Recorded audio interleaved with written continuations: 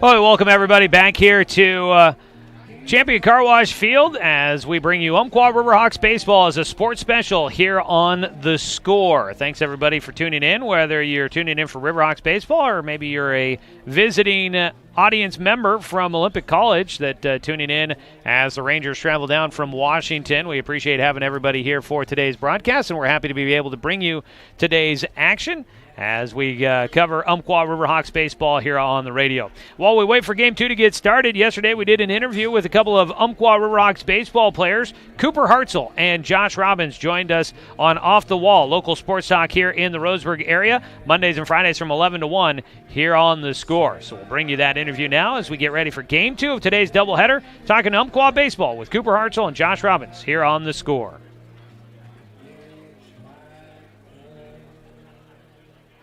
We've got Josh Robbins and Cooper Hartzell here with us, a couple of players that are looking forward to the start of the season. Guys, thanks so much for joining us here on the program today. And we'll have to do rapid fire questions here at you guys. But as we get ready for it, Josh, I brought this up with Coach Robbins and wanted to kind of address this with one of the guys that might have been here for a redshirt year. You know, you came out of high school. Did you have other ideas of things you might be doing before you decided to coming here to UCC? Yeah, originally out of high school, I was going to go to Lewis Clark State. Okay, go play for Coach Robbins over there? Exactly, and then when he made the switch, it was a no-brainer. Yeah. I was committed here 100%, and I think it was definitely the best move that I could have done. Yeah, so obviously, I mean, if you were looking at going to Lewis Clark State, that's a decent level. I mean, that's high time, that's big-time baseball over there, a national championship program over there. Did you have other opportunities besides coming here to UCC? I mean, did you give up the opportunity of trying to play last year to be able to redshirt and be a part of this program then? I'm sure I could have. Yeah.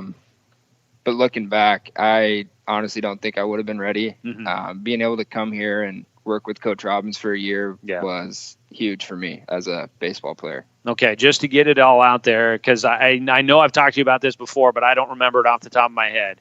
Josh Robbins, Jeremiah Robbins. There is a connection. What Jeremiah is He's my uncle. Your uncle. Yes. Okay, that's what I thought it was, something like that. So obviously getting to play with a member of your family is pretty cool, and being here and being a part of this first year program. I mean, how exciting is this for you?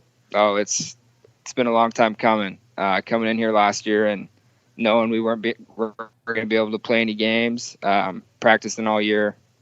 Now that it's actually tomorrow, it feels surreal. Yeah, it almost feels like it's not real, but it's going to be a lot of fun. I'm really excited. I bet you are. How big is the contingent of Robbins going to be tomorrow?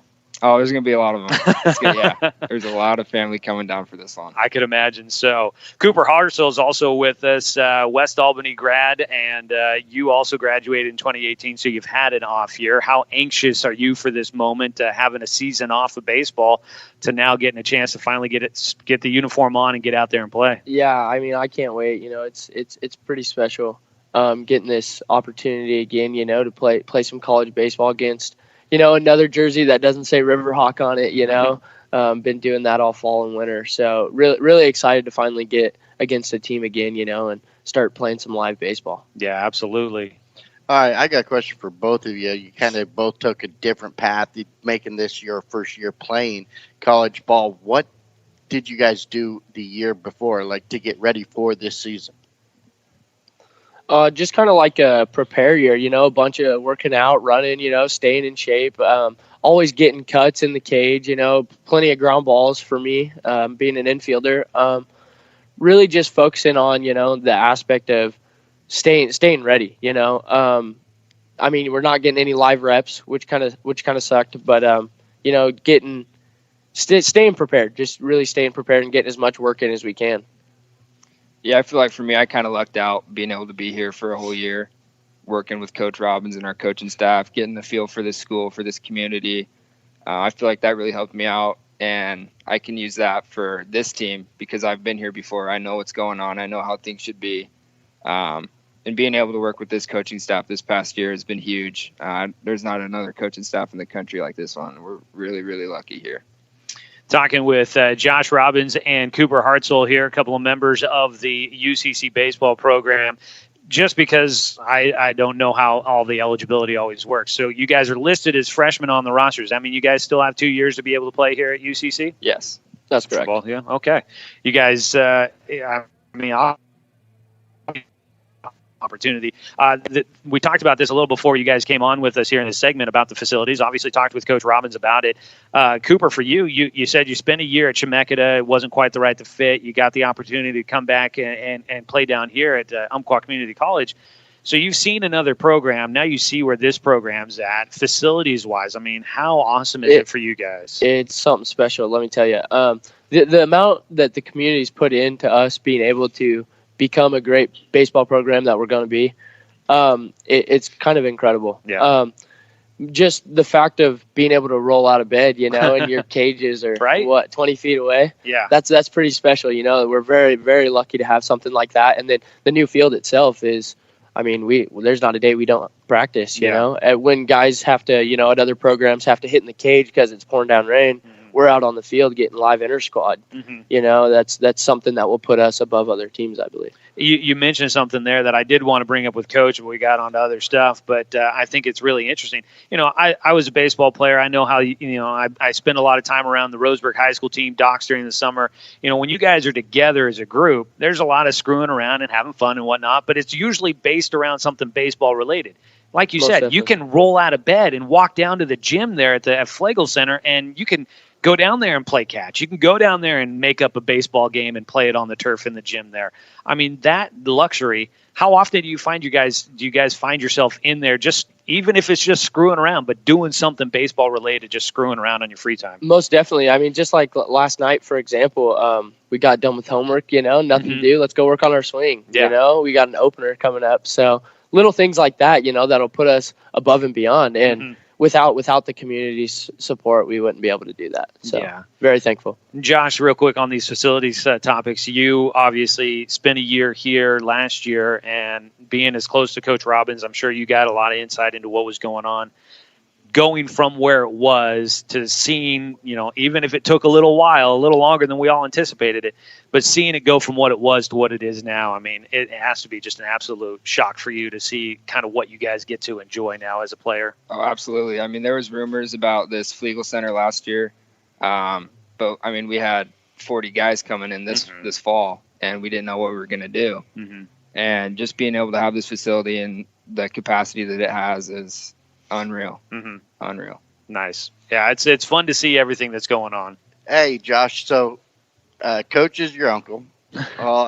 Is he tougher on you at practice and everything else than he is on everybody else? Yeah, I think so. But I mean, I wouldn't want it any other way. I'm really thankful to have him as my uncle and also my baseball coach. It's a really, really awesome dynamic that we get to have. Yeah, I bet. Talking with Josh Robbins and Cooper Hartzell here, a couple of members of the UCC baseball team. They'll get a chance to get out on the field for the first time against an opponent coming up tomorrow when they take on Olympic for Game 1 of a doubleheader season opener tomorrow, starting at 1 o'clock. We'll have pregame coverage starting at 12:30 here on the radio, but you can come on out to the ballpark, enjoy what should be a nice day out at the field, and a great opportunity to see some local baseball, college baseball, which is really cool to be here. I mean, so for you guys, what does it mean to be the first team that gets to take the field for UCC baseball? Back then they were the Timbermen. I don't know if you guys knew that one. I found that out here in the last couple of days. But for Umpqua on the chest, get a chance to be out there on the field for the first time in 35 years. I mean, that's got to be a pretty special moment for you guys. Yeah, no, it's very blessed to have that opportunity. I mean, it's not just us, it's a whole team thing. I mean, I don't even consider our guys teammates, we're brothers, it's a family aspect, and we all play together really well, and I think it'll be a very special moment for all of us to be able to take that field.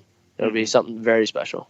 And Josh, I mean, thinking back, kind of as to where this program is going now for the future, I mean, it's got to be a pretty cool thing to think that you guys kind of get to be the ones that restart it, kick it all off. Yeah, absolutely. I mean, you only get to start a program once, and this is that year. So just the fact that we get to be the first ones, it's it's awesome. You guys get to be the fingerprint of the program. Yeah, I mean, really, yeah. the DNA of this program going forward is going to be started off of what you guys do here. What you have been doing, and as you as well, Cooper, as being a guy that came in here to be a part of this, but Josh as well, being a redshirt year. What you guys started is what's going to be the future of this program, and I mean. That gives me, not just because it's chilly in here, but that gives me, some goosebumps. That's pretty cool to be able to, like you said, you don't get to do this usually. Nope. So Yeah. Hey, so Coach brought up that you guys are using wood bats this year, so it's for both of you. How difficult or how easy was it to switch from using the aluminum bats to going to the wood bats? For me, I actually really like using wood bats. I mean, I honestly don't really remember what it's like swinging an aluminum bat since all I've swung the past 2 years has been a wood bat. But no, you get a really good feel for how you're hitting the ball, and you know exactly right when you hit it if you're doing the wrong thing.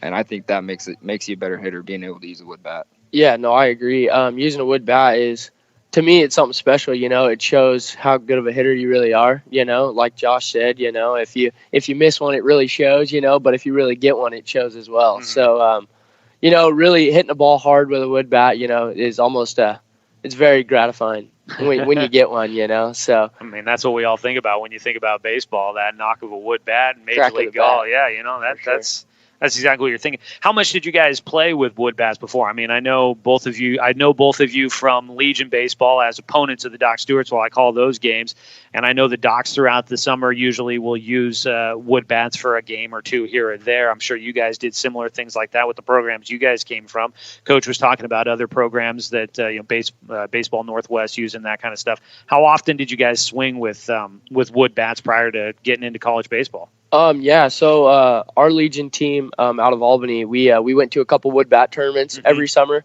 So I guess other than that, not too much in game. I'd always pick one up in the cage here and there, to get the feel for it. But not too much. High school was all metal and just a few wood bats here and there throughout the summer.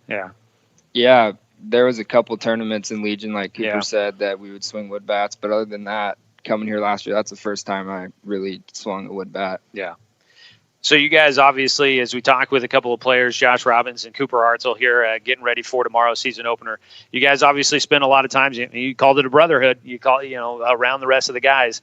What's kind of the emotions right now for everybody? Is everybody kind of on pins and needles, getting ready for this to start? Do you see a lot of maybe nerves, a lot of anxious energy around the, I guess you can call it the clubhouse at Schlegel Center right now? I mean, most definitely. I mean, obviously, there's going to be a little nerves, just a little bit, but.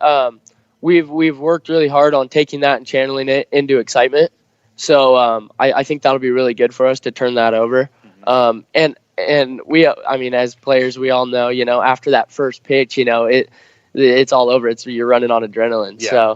So that's the plan for tomorrow. Yeah. Hey, Josh, so what's your average day look like here at UCC as a student athlete? You've obviously got practice and workouts and then probably study hall and classes. So what's your average day look like? So, usually we'll have weights early in the morning, 6 a.m. Then we'll have a little break in between. I mean, it just depends guy to guy what time they have class. So we'll go from weights straight to class, and then usually we practice at 12:30. So I'll practice around. And then once we're done with practice, it's study hall, homework, extra reps, eating food, and then just trying to start it all over again every day. Yeah. It's a grind for sure, but it pays off.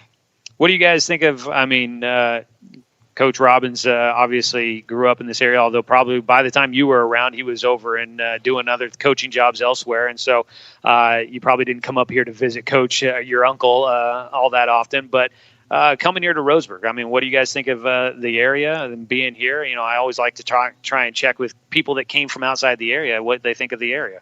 So for me, coming from Albany, I loved playing Doc Stewart's every summer. I love just the atmosphere, everything about it. It's just a baseball town, And so I just get that feel that the community's behind you for everything you do and support you through and through. So being able to play in a baseball town, I love every minute of it. Yeah, and what do you guys hear in the community? Are people coming, like if you're wearing RiverHawks baseball stuff around, do people stop you and talk to you about it? Yeah, most definitely. For example, I mean, I was just in Costco the other day getting some groceries, and a guy came up to me saying he's going to be there Saturday, Nice. you know? So just little things like that are so real, you know, that you would never expect at a junior college, you know? Yeah.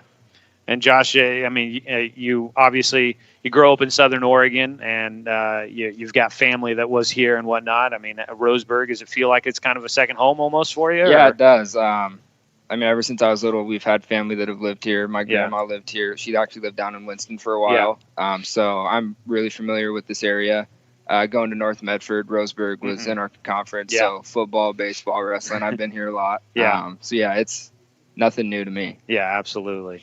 Well, guys, we are looking really forward to, excited to the first year of UCC baseball, and looking forward to the season opener tomorrow.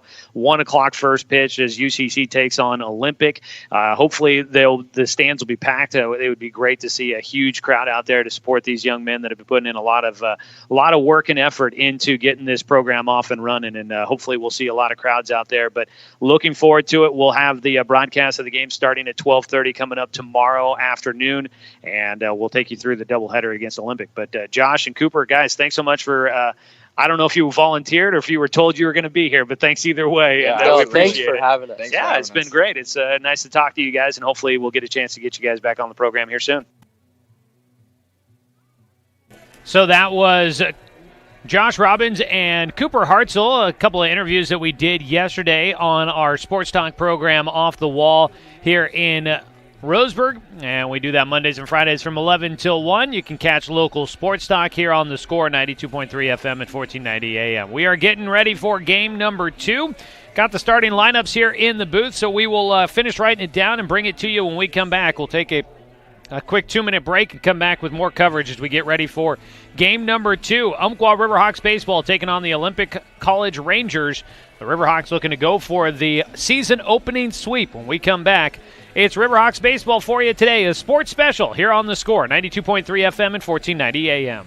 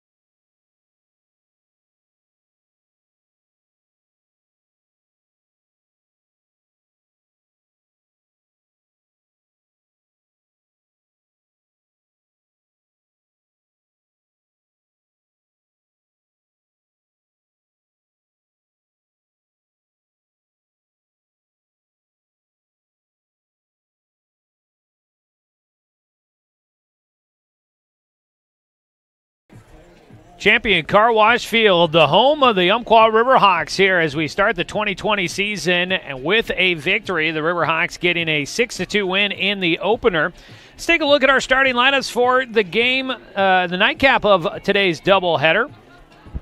Game 2 is just about to get underway, it seems. The teams seem like they've gotten loose and ready to go for the second one. We'll start out with the visiting Olympic Rangers. Their starting lineup will have Tanner Claybaugh leading things off, playing in center field, followed by Zachary Wong, who will start as shortstop here in the second game. He'll bat second, followed by Jake Angelico, who will be in right field, batting third. At third base, hitting fourth is Cooper Bailey Parsons. The DH is Drew Gallegos, who will hit fifth. And Brian Ramirez at first base, batting sixth for the Rangers. At second base, Tyus Stanley will get the start in Game 2 after coming off the bench in the first game. He'll bat seventh. In the eighth spot is Chris Malagotti.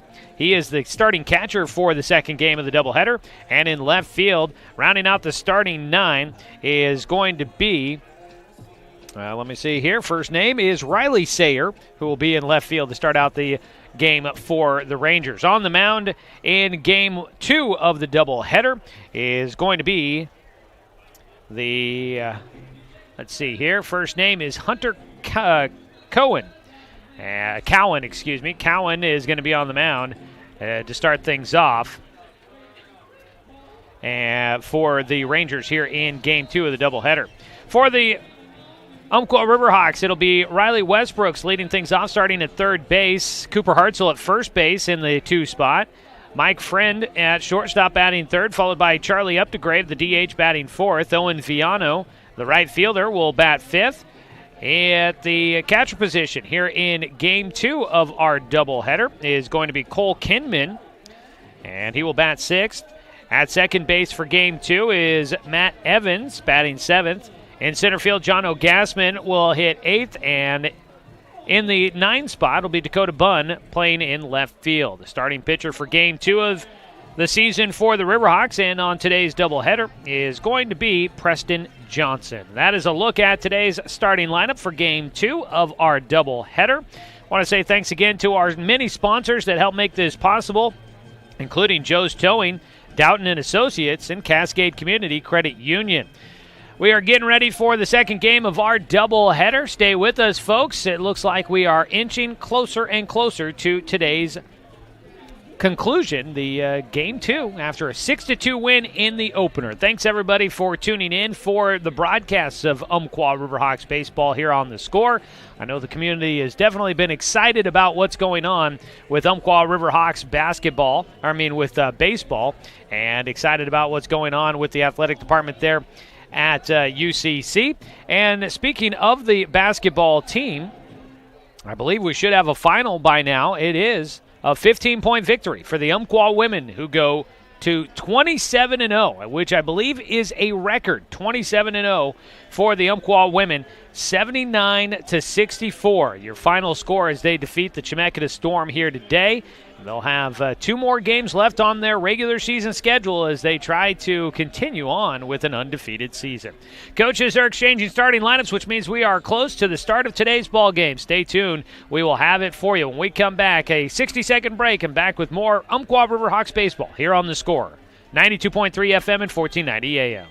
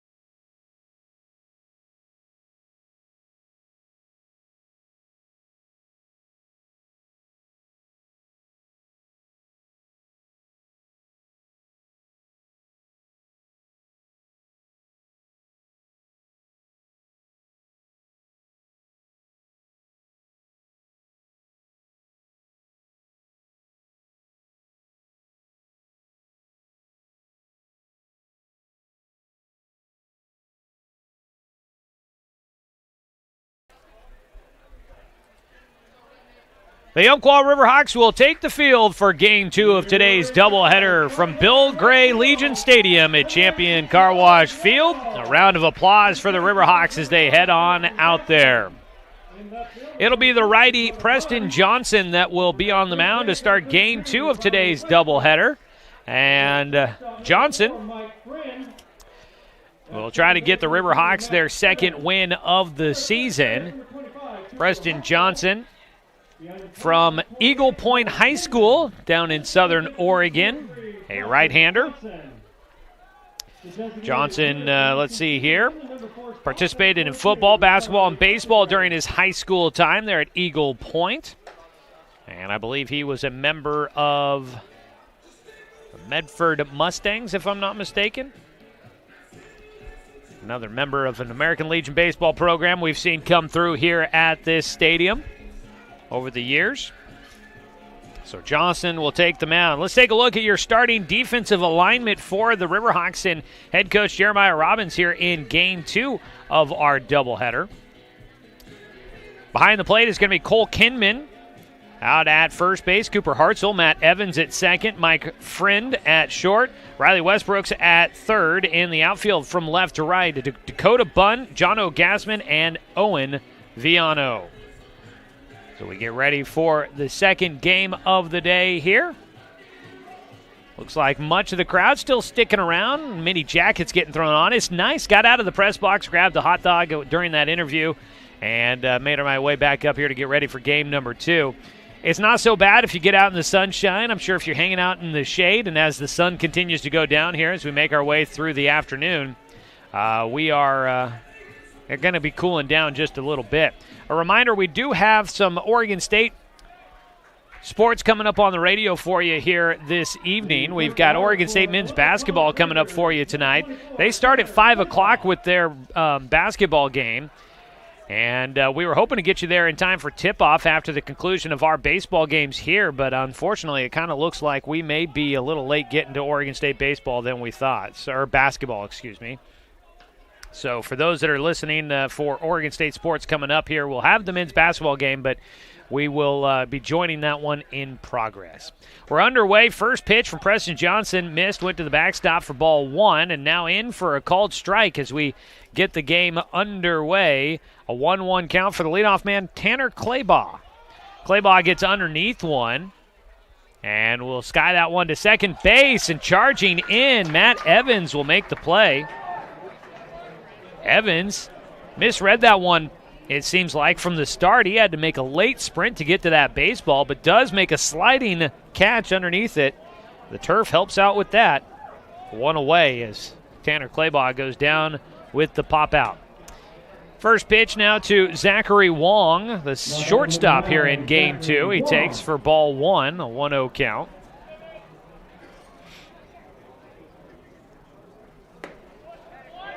Strike on the outside corner with a breaking ball for Johnson. Evens things up, 1 ball, 1 strike. Squaring to bunt, he'll take, draws the barrel of the bat back, and takes low and inside. Showing again a bunt, puts it down first base side, foul, 2-2 count. Thankful for the heater that I brought up with me today. It is a chilly one here at the field. Been a great sunny day. That one buzzes the tower. Flailing out of the way goes Wong. And he has a full count. Temperature actually has been climbing, but we're not going to break 60, and it doesn't look like we're really climbing much higher than the mid-50s today. And in the shade and up here in the booth, it is chilled. It's a pitch low for ball 4. And a 1-out walk issued to Zachary Wong, and that brings up the lefty, Jake Angelico.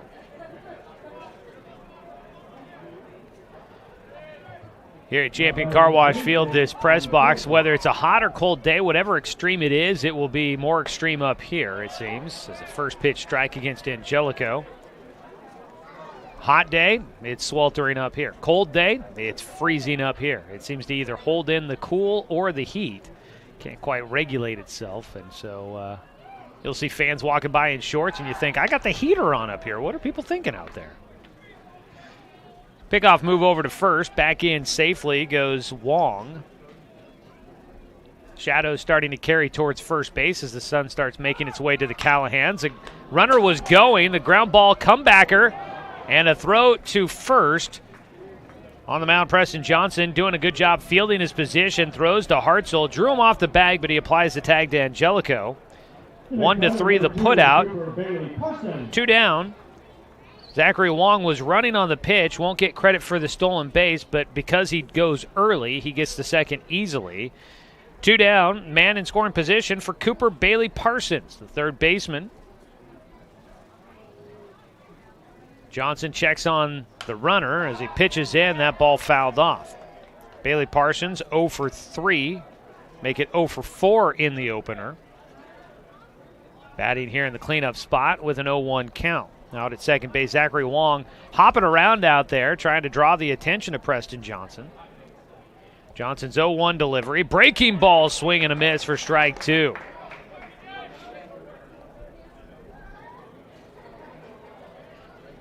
Crowd still hanging around. Folks enjoying some local college baseball here in the Umpqua Basin. The 0-2 pitch is up in the air. Foul territory, chasing it. Hartzell in front of his own dugout makes the catch to retire the side. Top half of the first inning. 4 batters up, but Preston Johnson makes it through cleanly. For the Olympic Rangers, no runs on no hits. There were no errors and 1 man left on base. We will head to the bottom of the first inning in a scoreless ball game. RiverHawks coming up to hit when we return here on The Score, 92.3 FM and 1490 AM.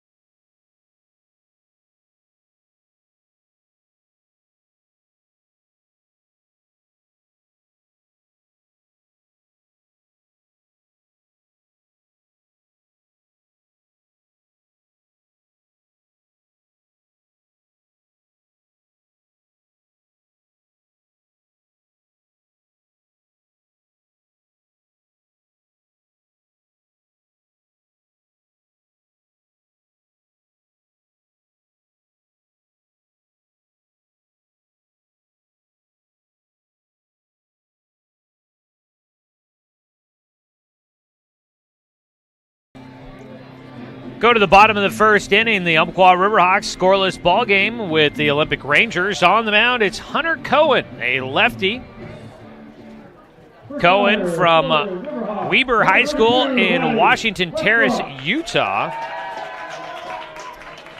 I'll lead things off against Riley Westbrooks. The third baseman for the RiverHawks takes the first pitch for strike 1, and we're underway in the bottom of the first inning. Last year, Hunter Cohen did not pitch for this Rangers team. He'll give up a leadoff single to right field for Westbrooks. Soft liner getting down into right field. The throw back into the infield gets by all the way to third, but Westbrooks will hold that first. So Riley Westbrooks starting out the game with a leadoff single for the RiverHawks here today. Westbrooks, I don't believe he ended up with a hit in game 1. Cooper Hartzell will bat. Now, Westbrooks was 0 for 3, but did have a walk. Got on base his first time. He'll get on base his first time again. First pitch, showing a bunt, pulled it back, but takes for strike 1. Cooper Hartzell, the first baseman. Westbrook, Hartzell, and Friend, the 3 hitters due up. Another bunt. Hartzell puts it down right back to the mound. They go to second for the lead runner, and we'll get it. So Hartzell tries to lay down a sac bunt. It does not work. 1 away. Fielder's choice puts Hartzell on at first. Scoreless ball game as Mike Friend comes up to hit, the shortstop. Spelled F-R-E-U-N-D, but I was told it's pronounced Friend. Fouls off the first pitch he sees into the Grandstands down the right field side behind the home dugout for the RiverHawks, who've moved to the first base side. And every year I've covered baseball here at this stadium, the home dugout's always been on the third base side, so switching things up a little bit. 0-1 pitch in the dirt for Friend, and it's a 1-1 count. We'll look around the diamond here in a minute. On the mound, Cowan is a freshman, the big lefty, though. Kicks and fires to the plate on the 1-1. And he just can't quite catch the outside corner. 2 balls and a strike here against Mike Friend.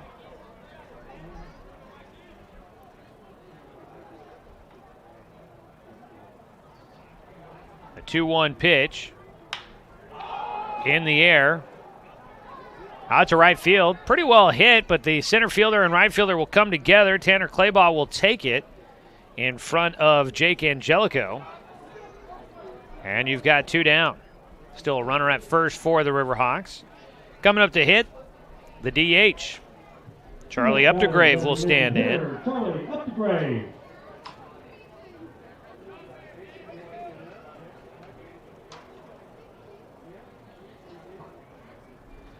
Updegrave, the lefty. First pitch, a swing and a miss for strike 1.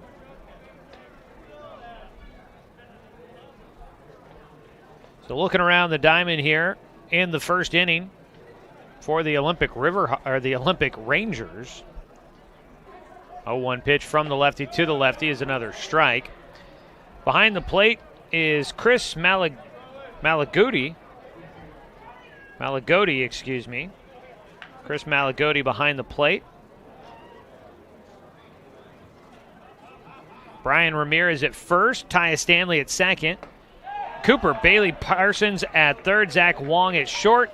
And the outfield from left to right is Riley Sayer, Tanner Claybaugh, and Jake Angelico. It was a swing and a miss by Charlie Updegrave to finish things off here in the bottom of the first.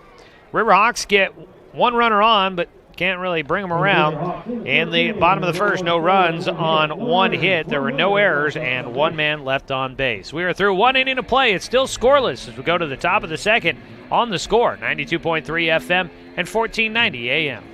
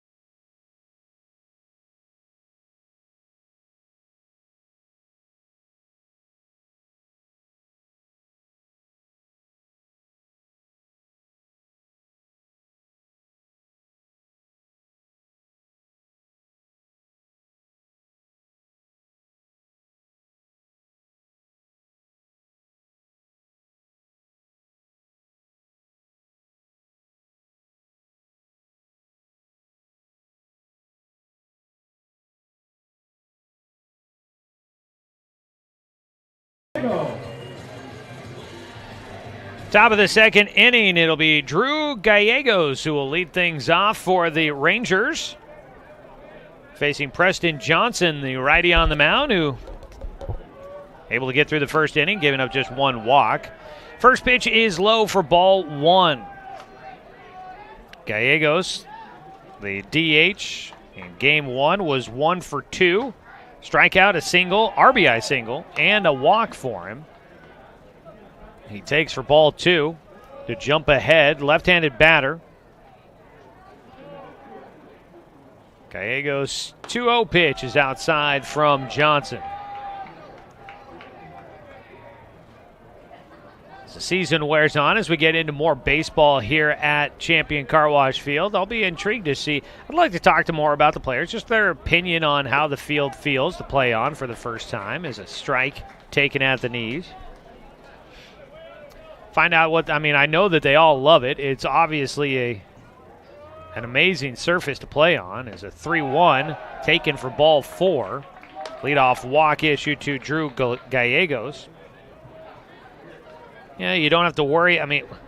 We're commenting here in between games that normally you see the players out there rushing around, putting new chalk down, raking certain areas, dragging the field, getting everything ready to go, watering the field, everything ready to go for the second game of a doubleheader. You don't have to do that now with this turf field. But what are some of the other elements that go into it? Playing as a baseball player on this synthetic turf is going to be interesting to see how it goes. There's a square to bunt. Ball goes through the legs of the catcher, Kinman. He has to track it down all the way to the backstop. A wild pitch. It was down in the dirt, showing a bunt. Ramirez. He takes as the pitch in the dirt, then goes through the legs of the catcher. And out to second base goes Gallegos.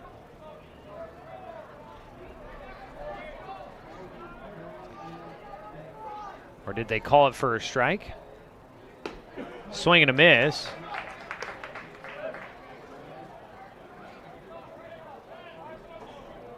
Scoreboard saying 0-2. They may have said that he offered at that bunt attempt.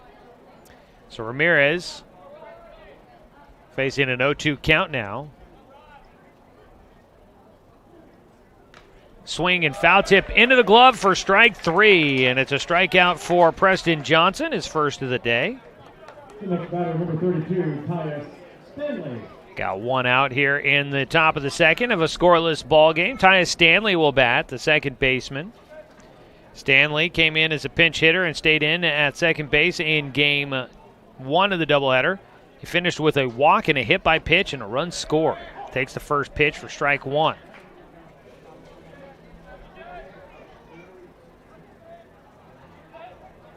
Kind of curious footwear. You know, we see that the RiverHawks all wearing these molded plastic cleats. Curious what the Rangers had for them for this game, knowing very well that they'd be playing on the synthetic turf. Are they wearing turf shoes? Do they have molded cleats as well? I'm curious how that works out for teams as they come here. And for the local teams that have been playing here at Champion Car Wash Field for the last number of years, they'll have to adjust their footwear getting ready for the field. 1-1. Tyus Stanley fouling one off into the netting behind home. A 1-2 count.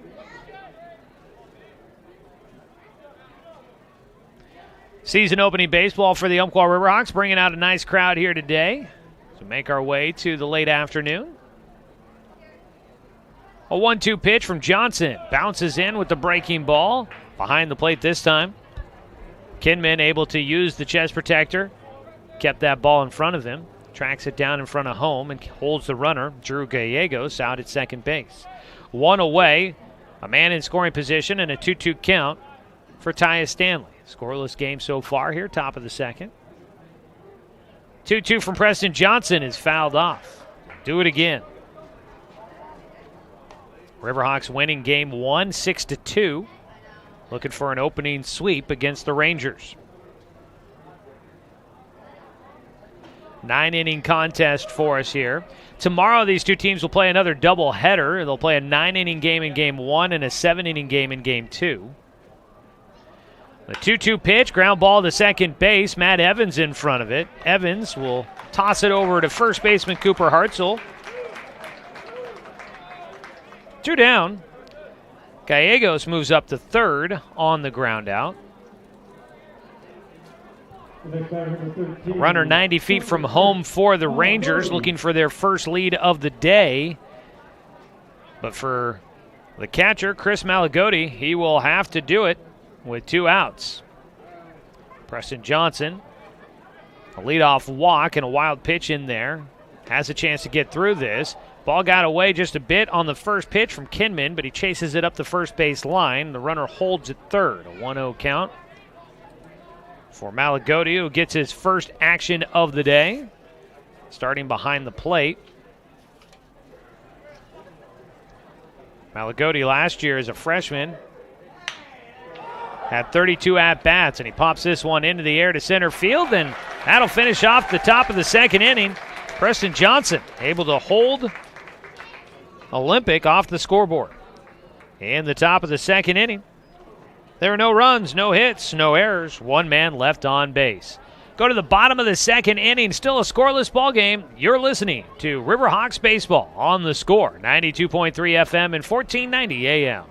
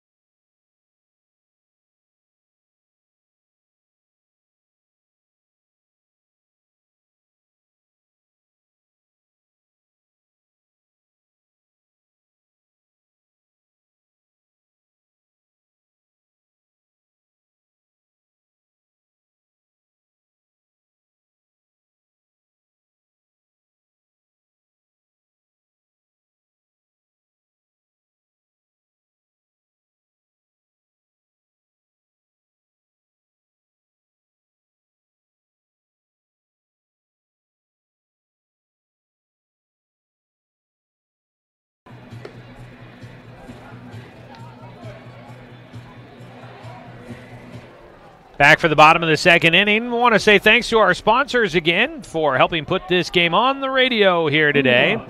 Say thanks to Colorcraft Paint and Garrettson Building Supply, as well as Tim's Appliance. Thanks so much for everybody's support of RiverHawks baseball this season. Getting things started here in 2020. First pitch of the bottom of the second inning is outside from Hunter Cowan. He faces off to start the inning against the RiverHawks right fielder. And that is Owen Viano, who will ground one up the middle. Shortstop, Zach Wong there to get to it. And Viano will ground out to start things off here in the second. Scoreless ball game so far. Only one hit in the game, and that belongs to leadoff man Riley Westbrooks, who started the bottom of the first inning with a single. Coming up to bat will be the catcher for the RiverHawks. And stepping in will be Cole Kinman. Kinman taking in the dirt for ball one. Gets the barrel on this one into right field, going foul and into the bullpen, out of play for strike one.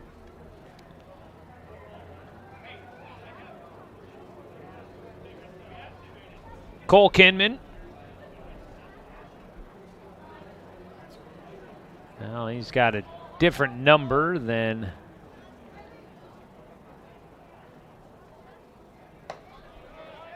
he'll take. Count goes to 2-1. Trying to find his name on my roster here. Try and tell you a little bit more about him. There he is. He gets underneath one. He got around on it, fell to a knee in the batter's box, but pulls that one into the parking lot. Evens the count up at 2-2.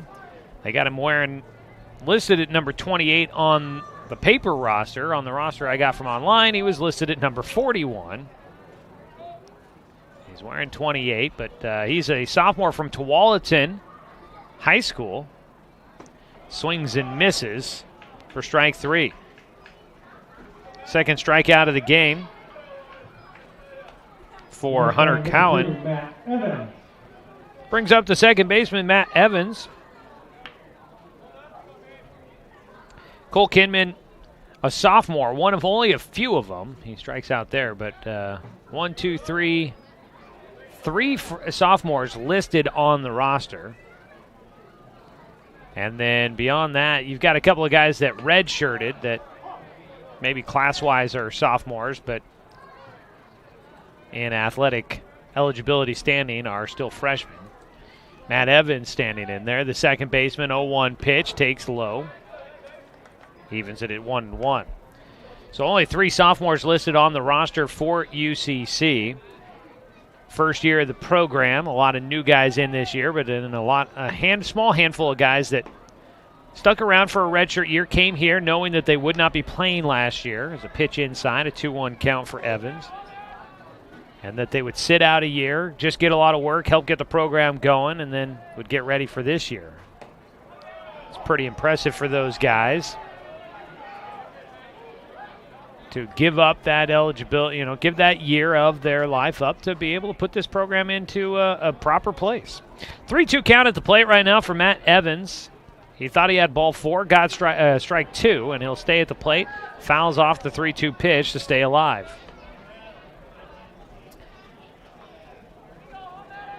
Haven't gotten the lights on yet here at the field. The sun's still shining as we make our way through the 4 o'clock hour. Swing and a miss for strike three, and that wraps up the bottom of the second inning for Hunter Cowan. He gets a 1-2-3 frame, no runs, no hits, no errors, nobody left on base for the RiverHawks. It's still scoreless through 2 as we go to the top of the third inning. RiverHawks and the Rangers, we come back here on The Score, 92.3 FM and 1490 AM.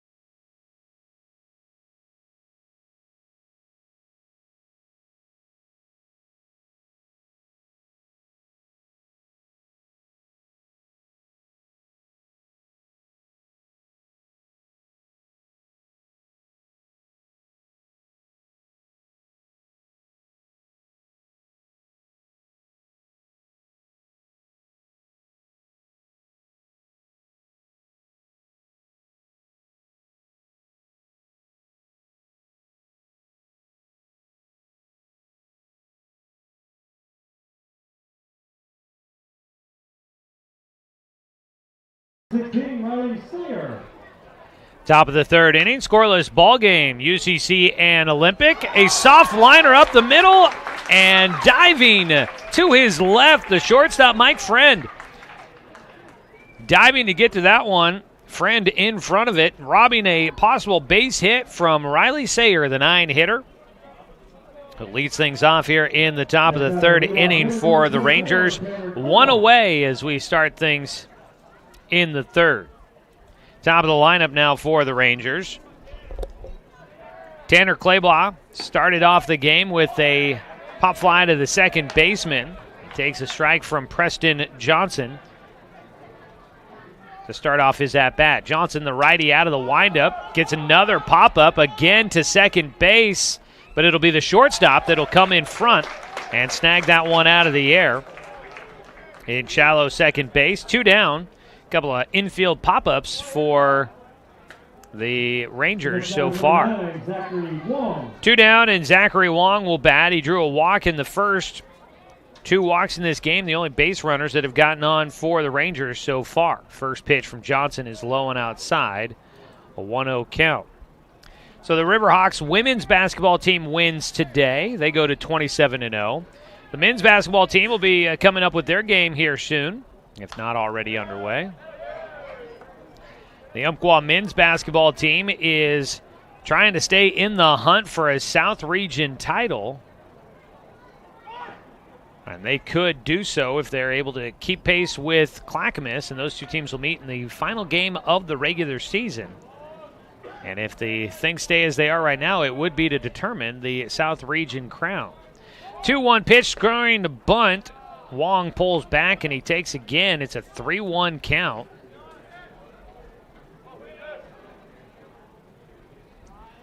Three balls, 1 strike. Zachary Wong takes ball 4, his second walk of the ball game. This time it comes with 2 outs.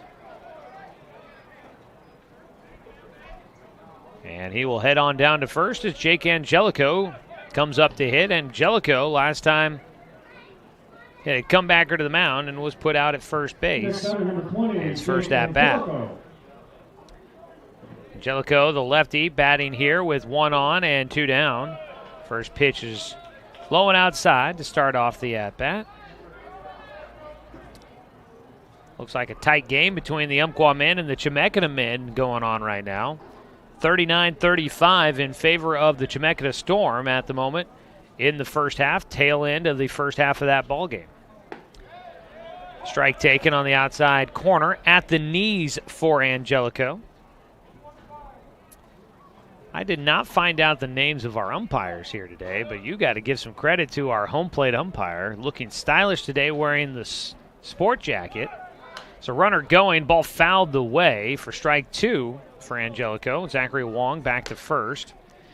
Wearing the sports jacket, the blazer behind home is that classic look. You don't see many umpires wearing the blazer as they umpire behind home too often anymore. 1-2 pitch. Johnson will step off as Zachary Wong was showing as if he may go.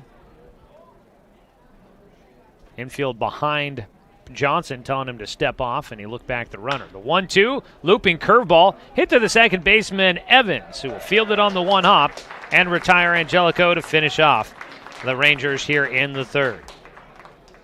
Again, it is Zachary Wong who gets on base with a walk, but he's not able to move around.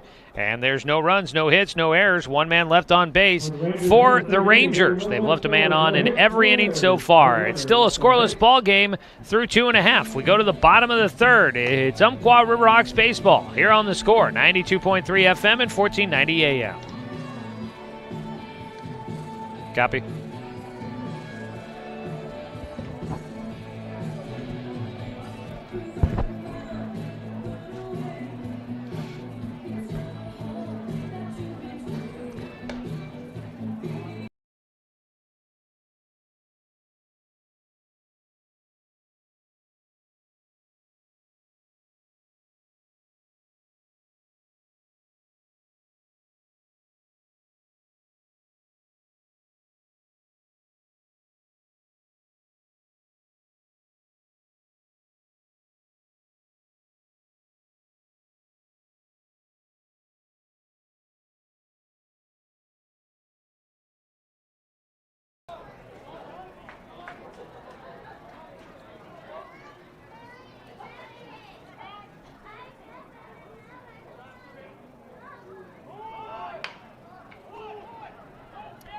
Come back to start the third inning. Leading things off is John O'Gassman. He tries to lay down a bunt to start the inning.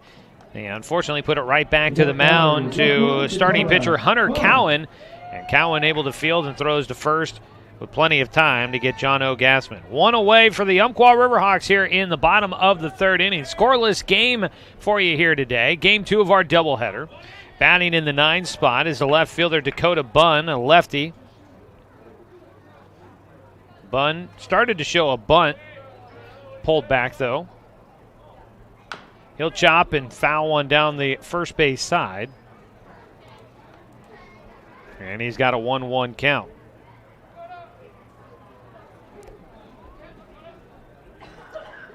Neither team able to get much offense going so far. And a pitch in will bean Dakota Bunn. He'll get the trip down to first. Gets an audible groan ooh from the crowd. You always know what that means. Riley Westbrooks, the leadoff man, will come back up to hit again. He's got the only hit in the ballgame so far, a leadoff single in the bottom of the first. 0-0 game here, bottom of the third now. This is when the RiverHawks were able to take the lead against the Rangers in game 1. Westbrooks gets around on one and sends it into the parking lot for strike 1. It was the bottom of the third in game 1 when the RiverHawks put up 4 runs against the Rangers, and they led the rest of the way. They're trying to get the lead first again here in game 2. Emergency services driving by the stadium as a swing and a miss. Up out of his crouch behind the plays. Malagotti making sure the runner at first doesn't try to take off. That's Dakota Bunn.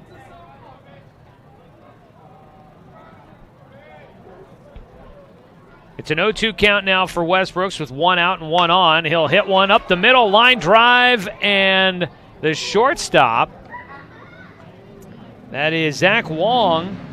I don't know if the first baseman, I didn't look back to first to see. I don't know if Ramirez wasn't ready for the baseball to come his direction, but it was an easy catch on a line drive, and they could have had an easy double play to get Dakota Bunn at first. But Zach Wong hangs on to the baseball, doesn't make the throw for a double play attempt. Might have just not felt comfortable in the throwing motion, might not have been set, and decided not to risk throwing it away. But he does make the catch for the second out on a line drive up the middle off the bat of Riley Westbrooks. And there's 2 down as Cooper Hartzell takes the first pitch for strike 1. Hartzell is 0 for 1 in the game, reaching on a fielder's choice in the first. He will take another breaking ball, but this time it misses for a 1-1 count. Hartzell in the opener started at first base as well. He was 0 for 2, hit by a pitch and walked. He takes a ball, throw down to second. As the runner going, Dakota Bunn gets in safely to second base. And if I am not mistaken, that will be our first stolen base of the day. There's not been one in this game so far, and I don't remember writing it on any of the runners in game 1. That is the first stolen base of the season for either one of these teams. Last pitch missed to Hartzell outside.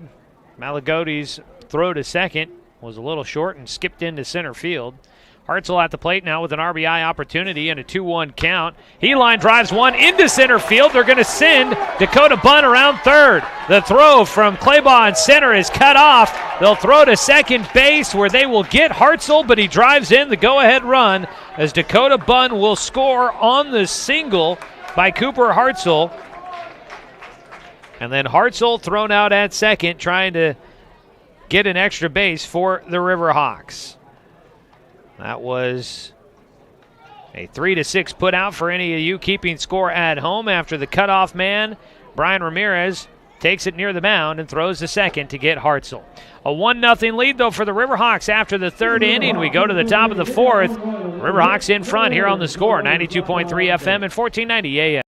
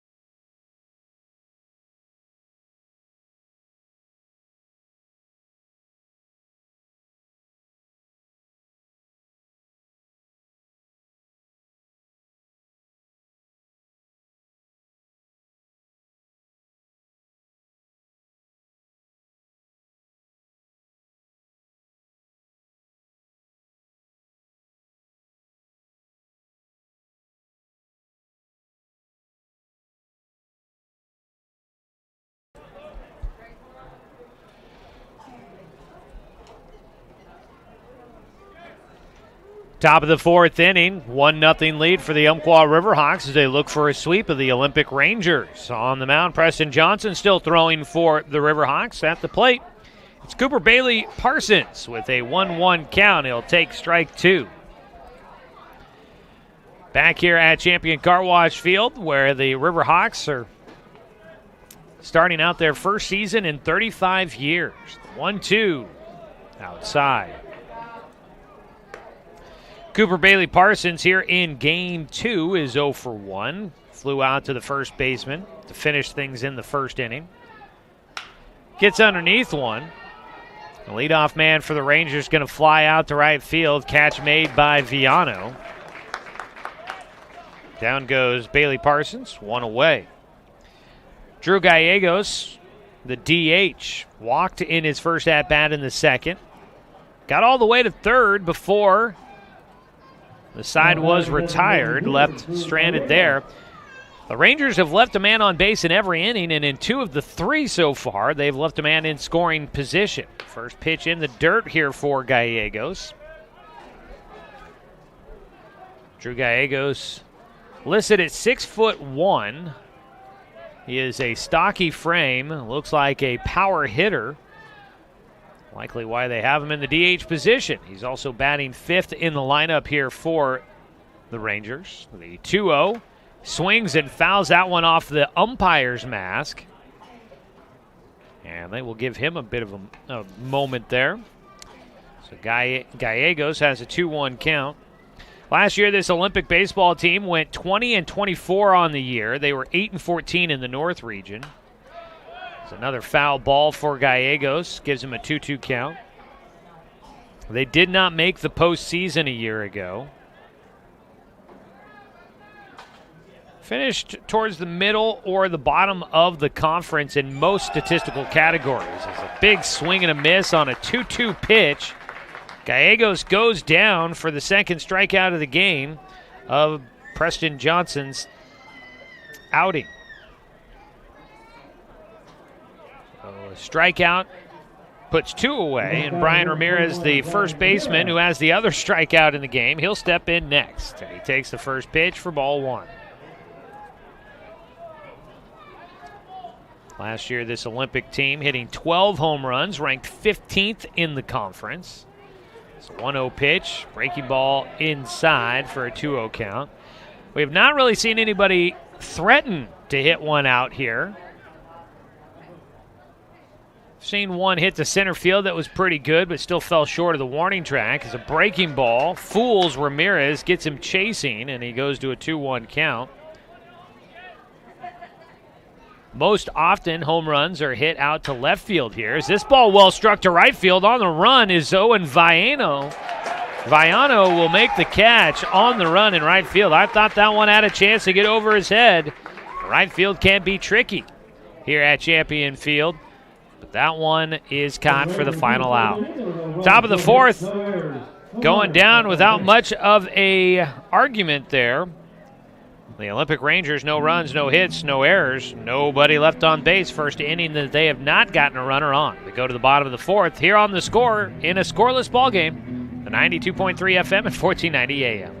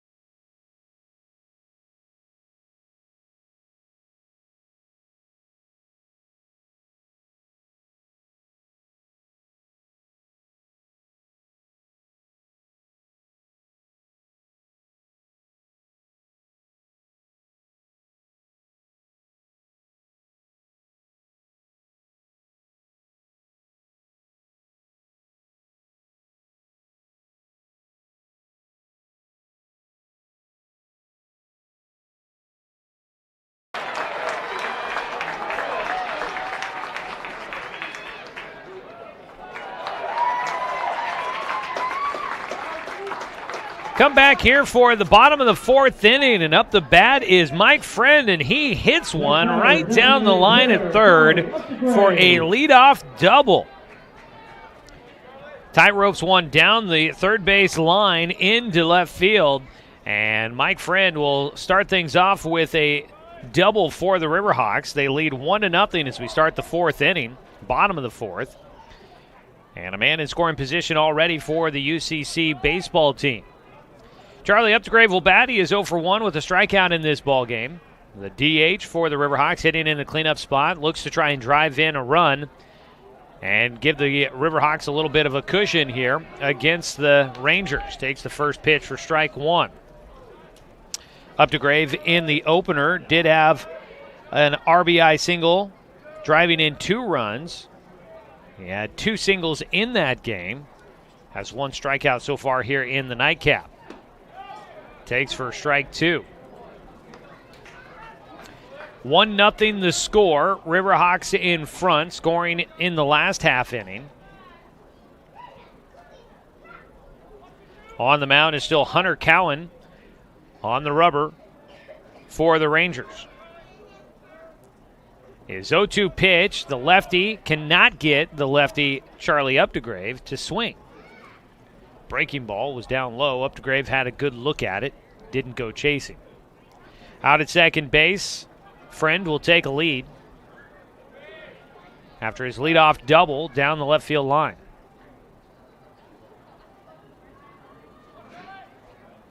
Updegrave waits, fouls off the pitch. We'll do it again on a 1-2 count. At halftime in that men's basketball game for the Umpqua RiverHawks, 49-41 your score. Chemeketa leading by 8 over the RiverHawks. Again, we'll have college basketball coming up after this college baseball game. We'll take you to Oregon State Beavers basketball. The Rangers wanted strike 3 on that pitch, did not get the call. Behind the plate, Malagotti was ready to fire it around the horn, I thought, except for there is a runner on base, so that wouldn't make much sense to do that, but it looked like that's what he was out of his crouch to do on a 1-2 pitch to Updegrave. Updegrave now will strike out. He went after a pitch in the dirt, tried to pull it back, did not get the barrel back in time, and he suffers his second strikeout of the game, 4th for Hunter Cowan. 1 away, still a man at second in scoring position for the RiverHawks. And Owen Viano will try to bring in Mike Friend. Viano grounded out to shortstop in the second. His first pitch is low, stopped behind the plate by Malagotti.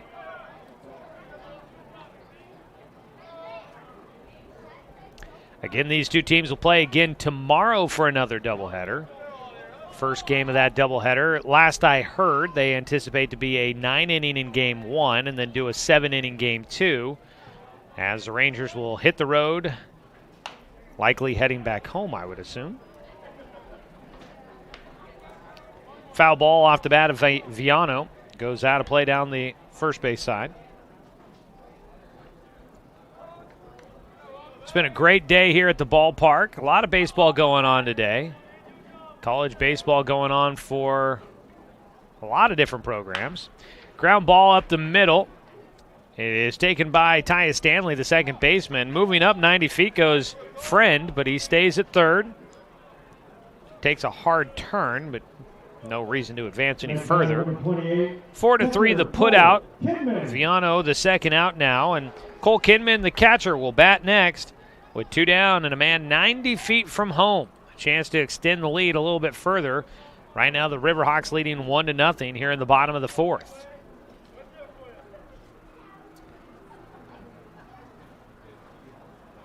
Kinman struck out his first time, puts this one in the air first base side, but it will drift out of play off the benches in the grandstands behind the RiverHawks dugout. Brought up other college baseball action going on today. Former baseball player here from the Umpqua Basin, a Roseburg High School graduate, Christopher Stone, picking up a win for the George Fox Bruins today in Division I NCAA baseball.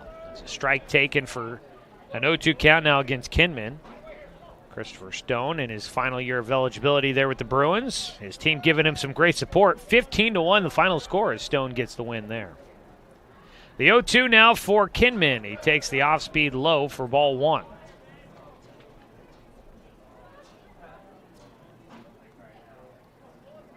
I know also Oregon and Oregon State baseball in action today here in the state of Oregon. Oregon State down in SEC country, taking on Mississippi State, a difficult place to play. Oregon's at home for their first home series of the year. They got a good weekend for that as the ball fouled away again by Kinman. It'll stay a 1-2 count. Ducks played yesterday at home, got their first win of the season as they defeated Nevada.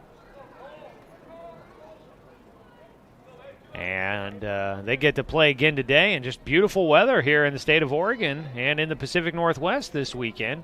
Tomorrow might get a little iffy for us for the doubleheader. We will not be broadcasting, but the RiverHawks will be hosting. Another foul ball for Kinman. Stays a 1-2 count for the young man. Today's broadcasts are a sports special for us here. We are happy to have these games on the radio. Unfortunately, just don't have the availability of time to be able to get every game for the RiverHawks on the radio, but it has been an honor to be here for the season opener. So 1-2 pitch, strike three call. Kinman watches a breaking ball cut into him from the lefty, and he goes down with the punch out. Fifth strikeout of the game for Hunter Cowan. But the RiverHawks still hold on to a 1-0 edge. In the fourth inning, a leadoff double goes to waste. No runs, one hit, no errors, one man left on base. Go to the top of the fifth inning. RiverHawks leading 1-0 against the visiting Olympic Rangers here on the Score. 92.3 FM and 1490 AM.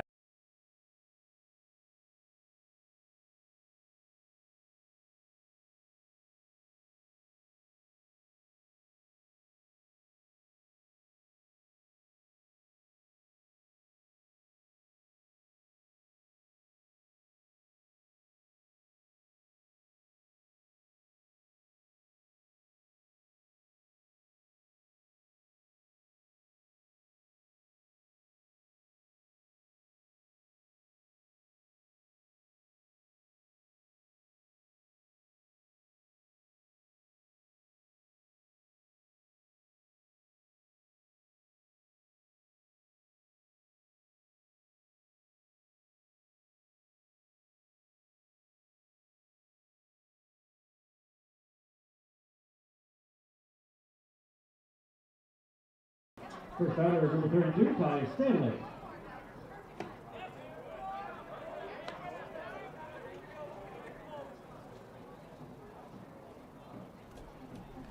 Back here at Champion Car Wash Field as we start the fifth inning.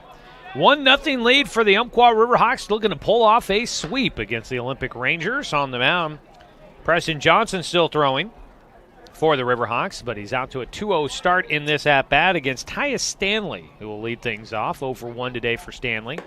Takes high as the count goes to 3-0. Stanley grounded out to second base, his first time up here in this game. Stanley in the first game had a walk and a hit by pitch. So he takes a 3-0 pitch for ball four and draws a leadoff walk. So for a fourth time in 5 innings, the Rangers will get a man on base via a walk.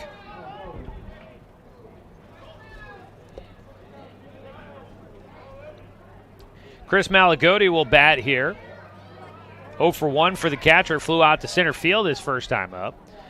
Preston Johnson will step off the mound before his first pitch. Some action now getting going in the bullpen for the RiverHawks. Squaring to bunt, Malagotti will put it down the first base side. It dribbles into foul territory. The old turf here at this field, and I mean, there's going to be a lot of comparisons made as we get used to the new surface here, but bunting was an interesting endeavor on this field in the past. It used to be that if you kept it on the grass, it likely would stay on the grass. If it rolled onto the base path dirt, there was no way it was coming back fair. As another foul ball and a bunt attempt for Malagotti sends it to the backstop, and he falls to 0-2.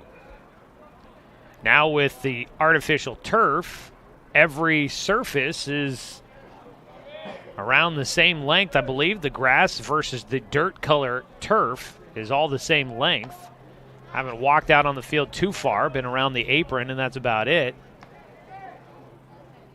And so if the ball's out there, it very well could go fair, foul, and roll back and forth depending on how things are going. But the length and the conditions of the field as a fastball rides in on Malagodi, and he just gets out of the way.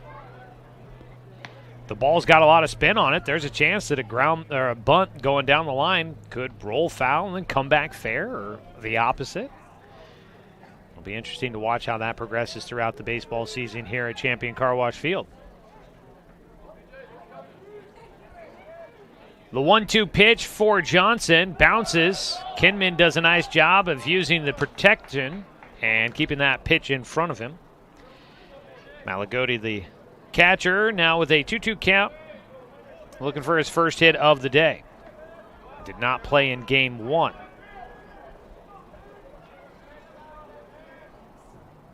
The 2-2 pitch, runner going. That'll eliminate a double play chance as the shortstop will charge in to get to the ball. Runner trying to take two bases. Westbrooks will turn and apply the tag. Did the ball come out? It did. He lost the handle on the baseball, and in safely will go Tyus Stanley. It was almost a double play. Chris Malagodi will ground out to the shortstop, Mike Friend. Friend making the running throw to first. Hartzell, it was right on target to him. He came up, then throwing to third, made a great throw to third, but Westbrooks turning to apply the tag, couldn't hang on to the baseball, and in safely goes Tyus Stanley. And that'll be an error on the RiverHawks as the ball popped in the air.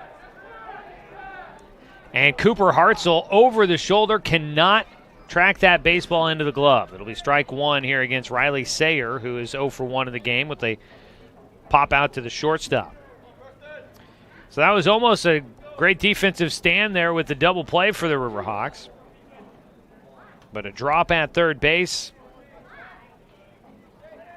from Westbrooks allows the runner in safely. Stanley at third. He's the tying run with one out.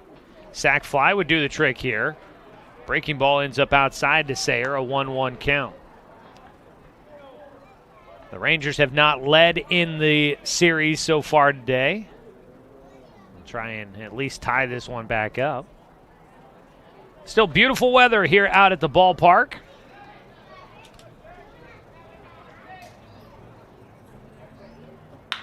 Ground ball, right side. They were playing in and easily played by Matt Evans. And I say easily in the fact that he made it look extremely easy, but that was a hard-hit ground ball at him as he was playing in, and he had to keep his wits about him as that ball got on him quick, and Evans goes to one knee, fields it, makes the play at first for the second out, and at third base, Tyus Stanley with the clean play at second by Evans. No chance for him to try and advance and score to tie the game. So 2 outs now. Behind the plate, Kinman will keep the ball in front of him on a breaking ball that ends up outside to Tanner Claybaugh, the leadoff man who is 0 for 2. With 2 outs, he'll try to get a run across. The 1-0 pitch inside for a 2-0 count. 54 degrees here midway through game 2 of our doubleheader. So we, I believe, have hit our high point and are coming back down just a bit. The 2-0 pitch just outside. The count goes to 3-0 for Claybaugh. RiverHawks trying to see if their defense can get them out of another one here. Leading 1-0 as we're in the top of the 5th. A 3-0 pitch taken for strike one. 9-inning contest, a lot of time still left to go in this one. Preston Johnson on the mound. The 3-1 outside for ball 4 and another walk issue. First time he has issued 2 walks in the same inning. First time that the Rangers have had 2 runners on base in the same inning. The next batter, number 9, Zachary Wong. 2 outs with the top of the order here. It's Zachary Wong, the 2-hitter, that'll stand in. Runners on the corners with 2 down. 1-0 lead right now for the RiverHawks, but the Rangers are threatening. First pitch, breaking ball, froze Wong in his shoes. He didn't know what to do with that breaking ball. It cuts in for a called strike. Starting out ahead in the at-bat for Preston Johnson. And he'll step off as Wong steps out of the box. Keep you updated on that UCC basketball game. The men have fallen behind 60-50 in the second half. Early action here, so still time to come back for the Umpqua RiverHawks men in basketball. That would be a big one over there. The throw over to first base just in ahead of the tag was Tanner Claybaugh. Big matchup the rest of the way for the Umpqua men. They have got some big wins ahead of them if they can get them. Pitch in is fouled off for strike 2. The runner was going, but back to first goes Claybaugh.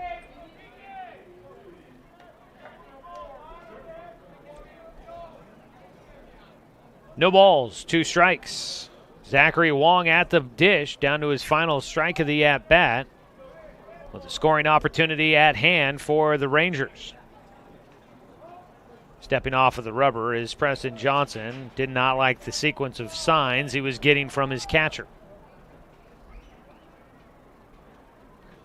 Johnson will check first before he steps back on the rubber and gets ready to go.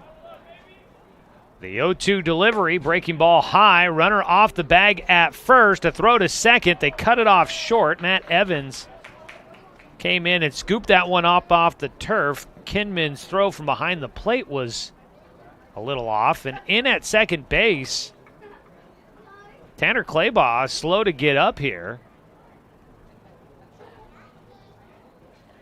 And I think it's his left knee that has got him hobbled here.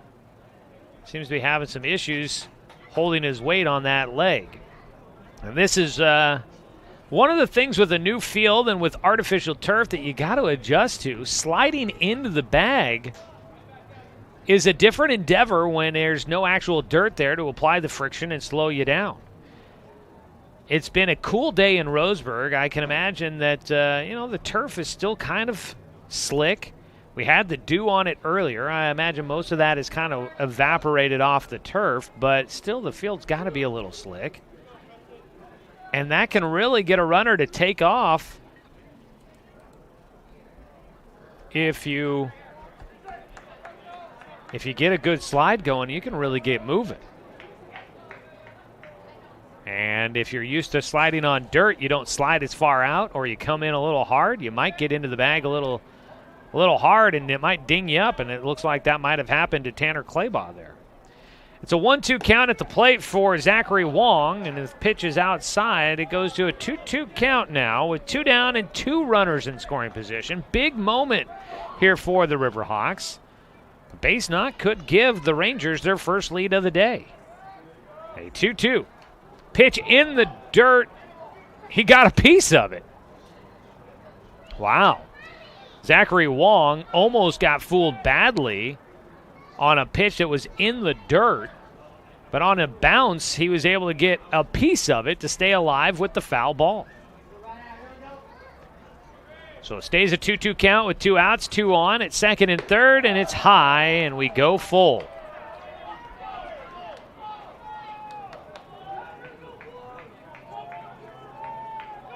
Three balls and 2 strikes with 2 down. The pitch. Ground ball foul down the first base side. Oregon State men's basketball getting ready to start, and we will go to that when we get done with our game here, but we are going to probably join it a lot later than anticipated. I was hoping we'd get you there for the tip-off to that ball game, but we still got some time left in this one here for the RiverHawks. 3-2 pitch. High for ball 4, and the bases are loaded with 2 down. Third walk of the inning for Preston Johnson. He has issued now 3 walks to Zachary Wong in this game.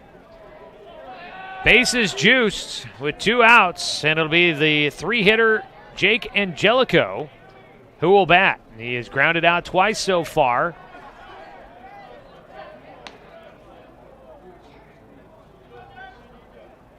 First pitch. Ground ball, foul down the first base side. some movement, some action in the bullpen right now for the RiverHawks. Nothing for the Rangers. Preston Johnson into his 5th inning of work, trying to get through it, but he's got the bases loaded with 2 outs. The 0-1, Angelico pops it in the air, left field. Long run for Dakota Bunn. The third baseman, Westbrooks, has it go off his glove. 2 runs will score, and the Rangers will take their first lead of the day. Almost got out of it. Riley Westbrooks making an attempt to get to that baseball on an over-the-shoulder, running away from home catch. And he just could not get it in the webbing. He got the glove on it, but it just bounces off. It'll be a double for Angelico. And he drives in 2.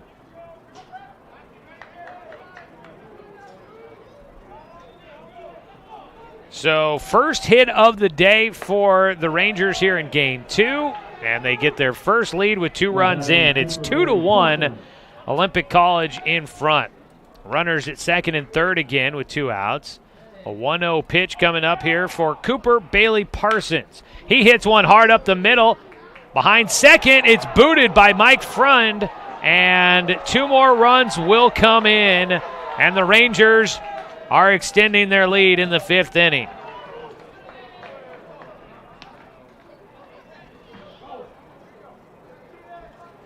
That'll drive in 2 more. On safely is Bailey Parsons. E6 on that one. Second error of the inning for the RiverHawks. 4-1 now the score. And staying in the game is Preston Johnson. The RiverHawks will have to get the bats going now. Pitch high for ball 1 to Drew Gallegos. Gallegos is 0 for 1 with a strikeout in the 4th.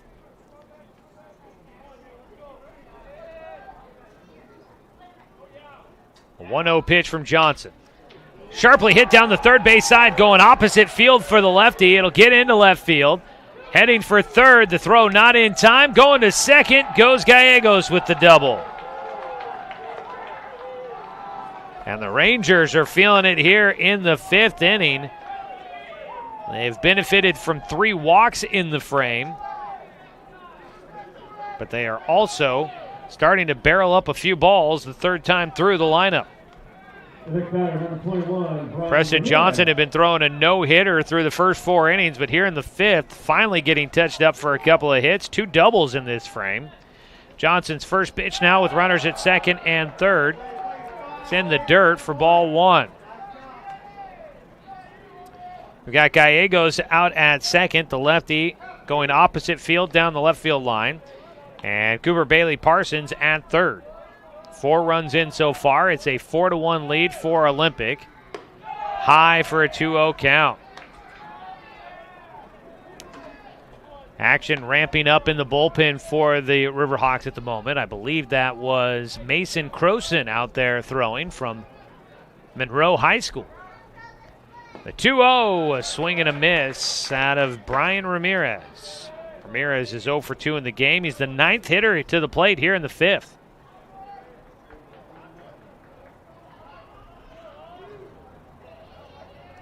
Johnson looking to get out of the frame. He was so close, but he throws that one, spikes it into the dirt for a 3-1 count. He walked the leadoff man, then got a ground out for the 2 outs, then walked back-to-back hitters. Had Jake Angelico to 2 strikes, and he gives up a double down the left field side. A ball that was almost caught to get him out of the frame, and it would have been a clean one. It was a swing and a miss for a 3-2 count now for Brian Ramirez. It's crazy to think this inning could be completely different if that ball had fallen into the webbing of Riley Westbrooks at third on a difficult catch in shallow left field. This would have been a 0 on the board. Ball popped up and foul back behind home by Ramirez. Count will stay full with 2 outs. Instead, that ball bounces off the end of the glove for Westbrooks. It's a double for Angelico. 2 runs came in, and that was just the opening of the floodgates. 4 runs total so far. 3-2 pitch, line drive, diving catch it short by Mike Friend. And he will rob away what would have been an RBI or 2 for Brian Ramirez. And it finishes things here in the 5th inning. They bat around, though. 9 hitters to the plate. 4 runs come in for the Rangers, and they lead now 4-1 as we go to the bottom of the 5th inning on the Score. 92.3 FM and 1490 AM.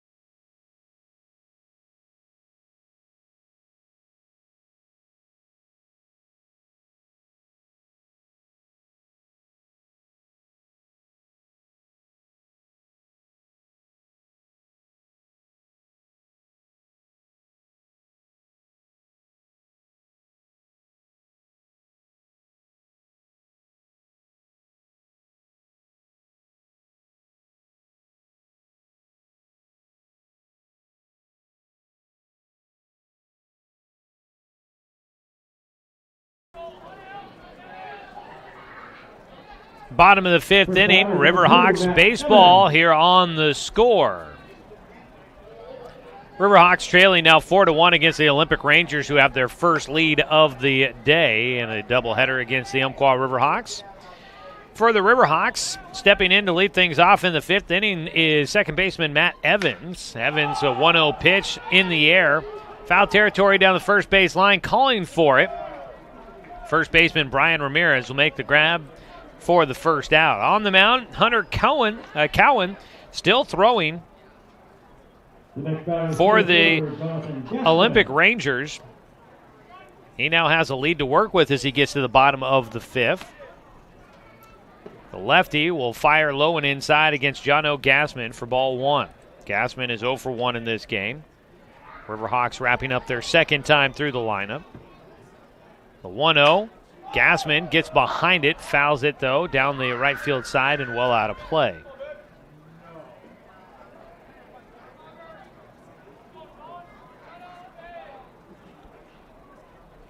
Looked like the Umpqua men were starting to make a comeback in that basketball game, by the way. High fly ball out to left field. Jono Gassman will fly out. Underneath it, Riley Sayer. 2 away.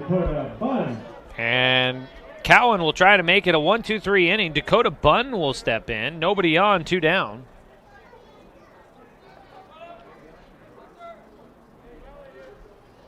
First pitch to the lefty from the lefty is high and inside, ball 1. In the Umpqua men's basketball game, Chemeketa leading 70-65 under 10 minutes to go in that contest. The 1-0 for Dakota, and that pitch low, 2-0 count. 2 balls, no strikes with 2 away. Strike 1 on the inside corner.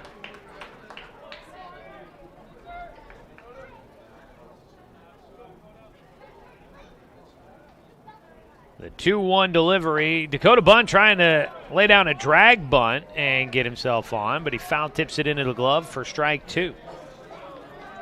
2 balls, 2 strikes, 2 away with nobody on base. Bottom of the 5th. Out of the windup for Cowan. Off speed, high for a full count.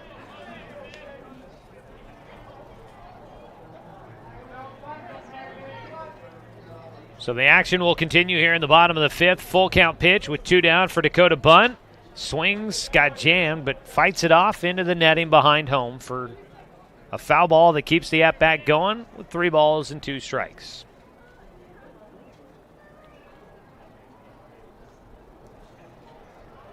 Again, the 3-2 pitch for Cowan.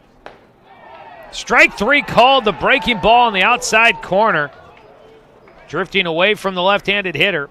Strikeout number 6 for Hunter Cowan. And the RiverHawks bats have gone cold. Go to the top of the 6th. It's a 4-1 lead for Olympic College on top of the Umpqua RiverHawks here on the Score. 92.3 FM and 1490 AM.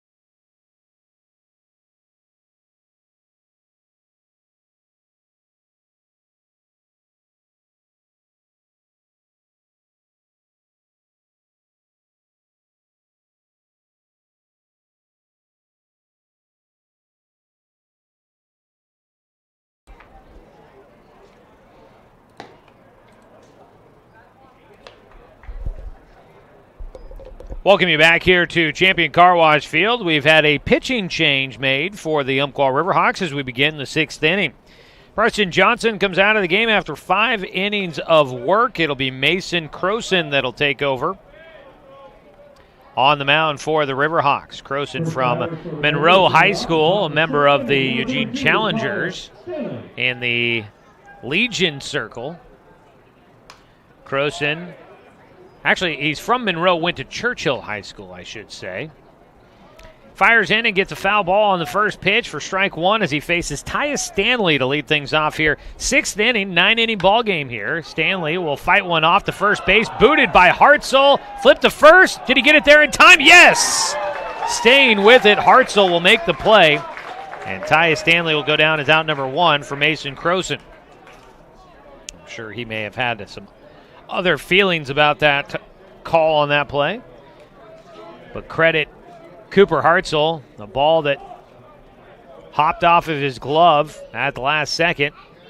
Stayed with it and able to get the ball there just in time to get it there for Mason Croson. So 1 out as Chris Malagotti will step in. The catcher takes strike 1 from Croson. So Preston Johnson, 5 innings of work. He gave up just 2 hits. They all came in the 5th. He gave up 4 runs total in that inning. There's a breaking ball outside for a 1-1 count. Walks were the issue for Johnson in this one.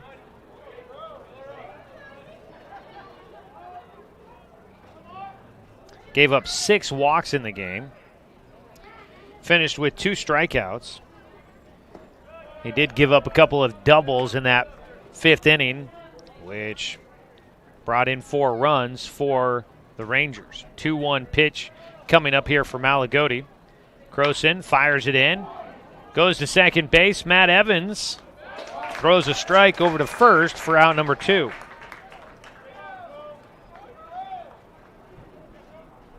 Two away, and the 9-hitter Riley Sayer will stand in. He is 0 for 2 in the ballgame. The left fielder has popped out and grounded out. Not all of those runs are going to be earned against Preston Johnson. At least not as far as I can tell. I don't believe they should be. First pitch misses here for Sayer, a 1-0 count. Swing and a miss for strike 1. Man, it's amazing to look back at that inning. So many chances the RiverHawks had to get out of it. Almost had a double play, but a drop ball on a tag. Almost had an out to finish the inning, but it just bounced off the tip of the glove of Riley Westbrooks. It's a foul ball. Out of play down the first base side. Makes it a 1-2 count here against the 9-hitter Riley Sayer. Could have been a scoreless frame, but unfortunately the RiverHawks defense just couldn't close the deal in that 5th. 4-1 the score, a 1-2 pitch, and Sayer reaches and fouls off to stay alive. Stays with a 1-2 count against Mason Croson, the reliever.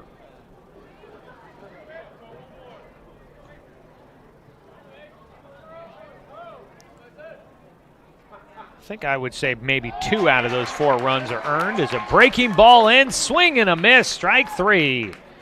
Down on the strikeout goes Riley Sayer, and that'll finish off the top of the 6th inning. Stays a 4-1 ball game with the RiverHawks trailing by 3. No runs, no hits, no errors, nobody left on base. We go to the bottom of the 6th here on the score, 92.3 FM and 1490 AM.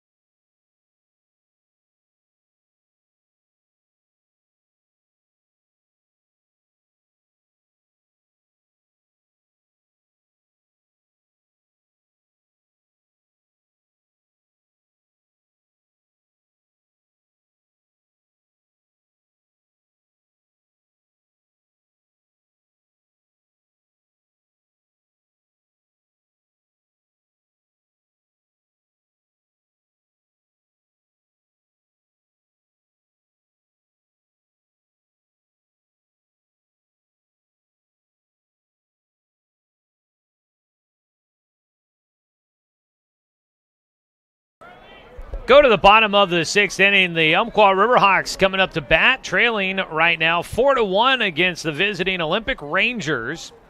Swing and a miss for strike 2 against Riley Westbrooks, who will lead things off. Third time through the lineup for the RiverHawks.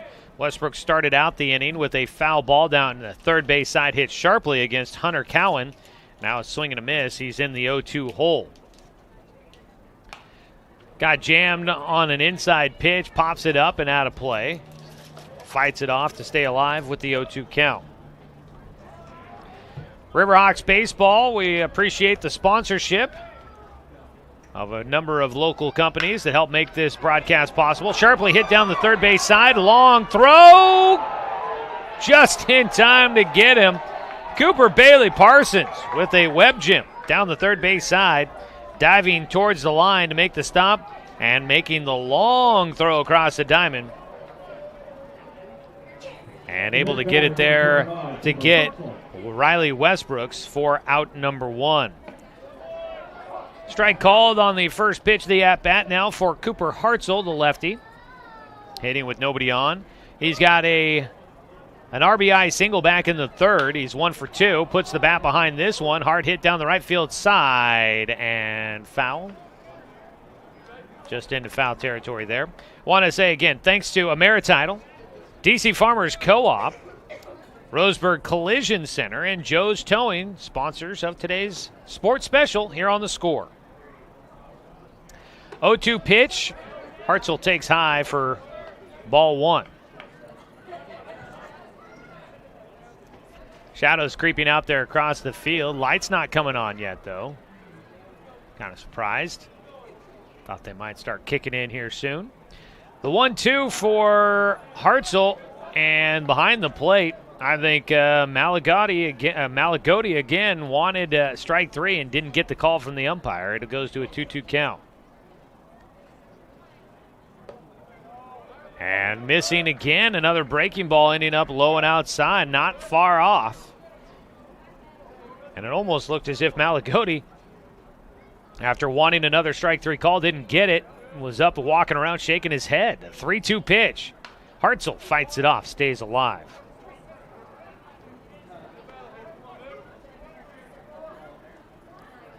One away, nobody on base. 4-1 the score in favor of the visiting Rangers.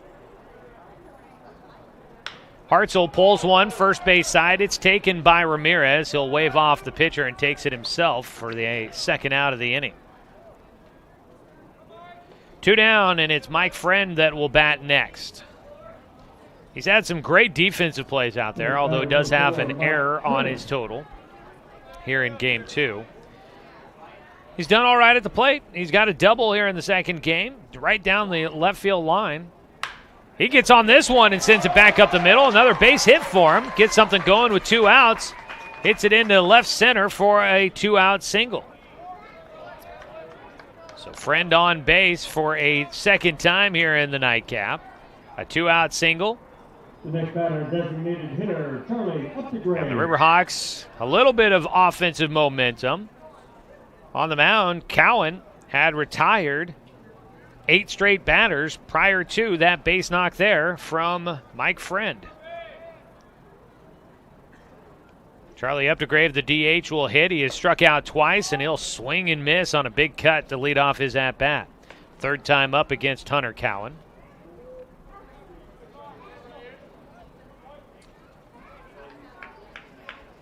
It'll be interesting to see how this opening season for RiverHawks baseball will go. As Updegrave off the handle, fouls one down the left field side, out of play over the grandstands. Obviously starts on a bright note with a big 6-2 win in the opener. Trailing right now 4-1 here in the nightcap against the Rangers. But first season for them. Young group here. How do they perform in college baseball? A lot of these guys, this will be definitely, probably for most of these guys, going to be definitely some of the steepest competition they've seen in their careers. They may be facing guys that are going to be fairly experienced, some sophomore-laden teams, I'm sure, out there. The NWAC South region, always a difficult place to play. There's a throw over to first base. Back in safely goes Friend. NWAC South region with teams like Lynn Benton and Mount Hood Community College. SWAC has been good. Lane has had teams. There's some quality around the area. Some good baseball players going through there. So we'll see how the RiverHawks hold up on their own throughout this season. Breaking ball, low and outside. Count goes 2-2. Evened up. So I think it's going to be a very entertaining season for the RiverHawks. Interesting season. And looks like friend over at first has to tie his shoes, so they call time for a moment here. Starting to get dark there for those of you watching at 541radio.com or on our YouTube channel. We'll see if we can maybe lighten that up a little bit as the shadows really starting to darken the field on the video player. Foul ball for Updegrave.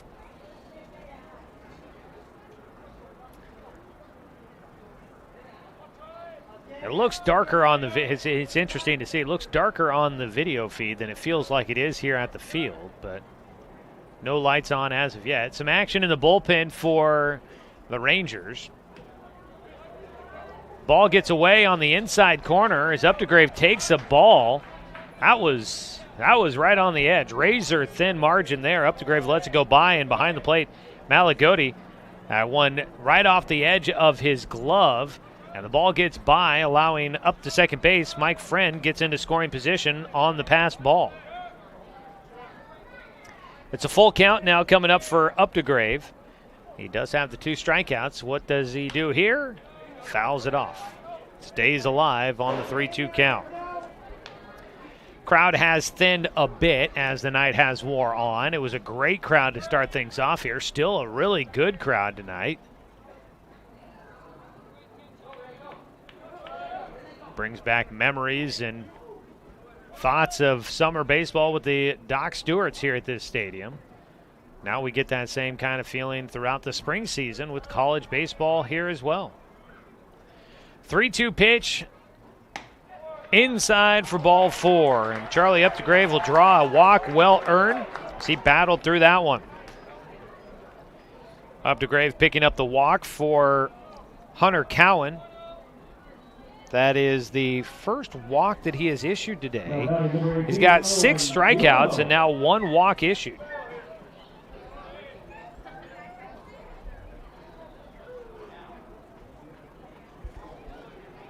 The lefty on the mound will fire in, and it goes to Owen Viano. That ball well struck out towards the left field fence. It goes off the top of the wall. 1 run in.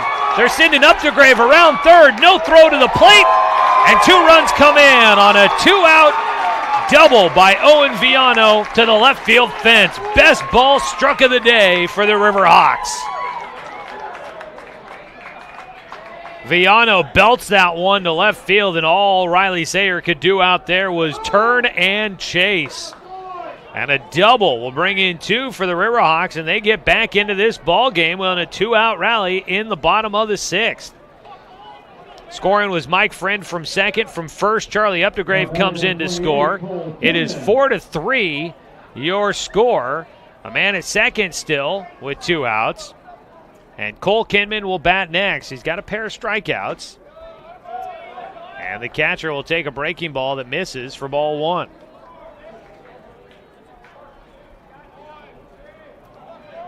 So 1 swing of the bat, and suddenly this is a ball game once again. 4-3 here in the bottom of the 6th. On the mound, Cowan delivers. Kinman takes high and away. Cole Kinman with a pair of strikeouts against Hunter Cowan. May not make it through the inning if things do not stop soon. Could be his final inning of work. He'd be in line to get the win at the moment if the Rangers can hang on to the lead. The 2-0 pitch in a 4-3 ball game is high for a 3-0 count and a visit out to the mound for Malagotti.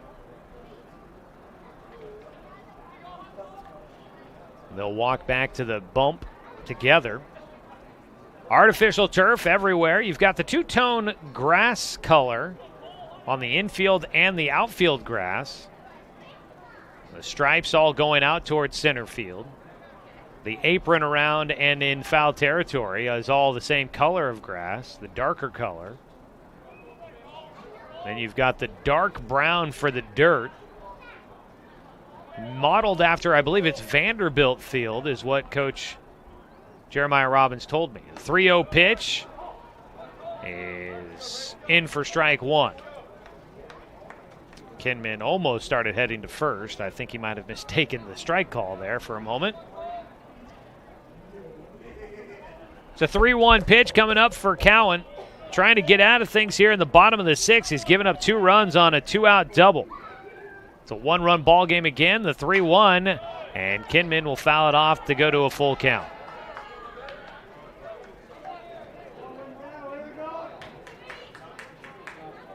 Not really any wind to speak of here tonight. The American flag in center field is not moving an inch. Cooler temperatures, but sunshine throughout the day. It's been a beautiful day at the ballpark. Ball 4 is issued, and we've got ourselves a rally going here in the bottom of the sixth. Another runner on with 2 outs for the RiverHawks. First and second. Matt Evans will bat. He is 0 for 2 in this one, and out to the mound will go a visit for the Rangers. And it looks like we will have a call to the pen, so let's go ahead and take a break. We'll come back. We will update you on the changes when we return. We're in the bottom of the sixth inning. It is a 4-3 ball game in favor of Olympic College when we come back here on The Score, 92.3 FM and 1490 AM.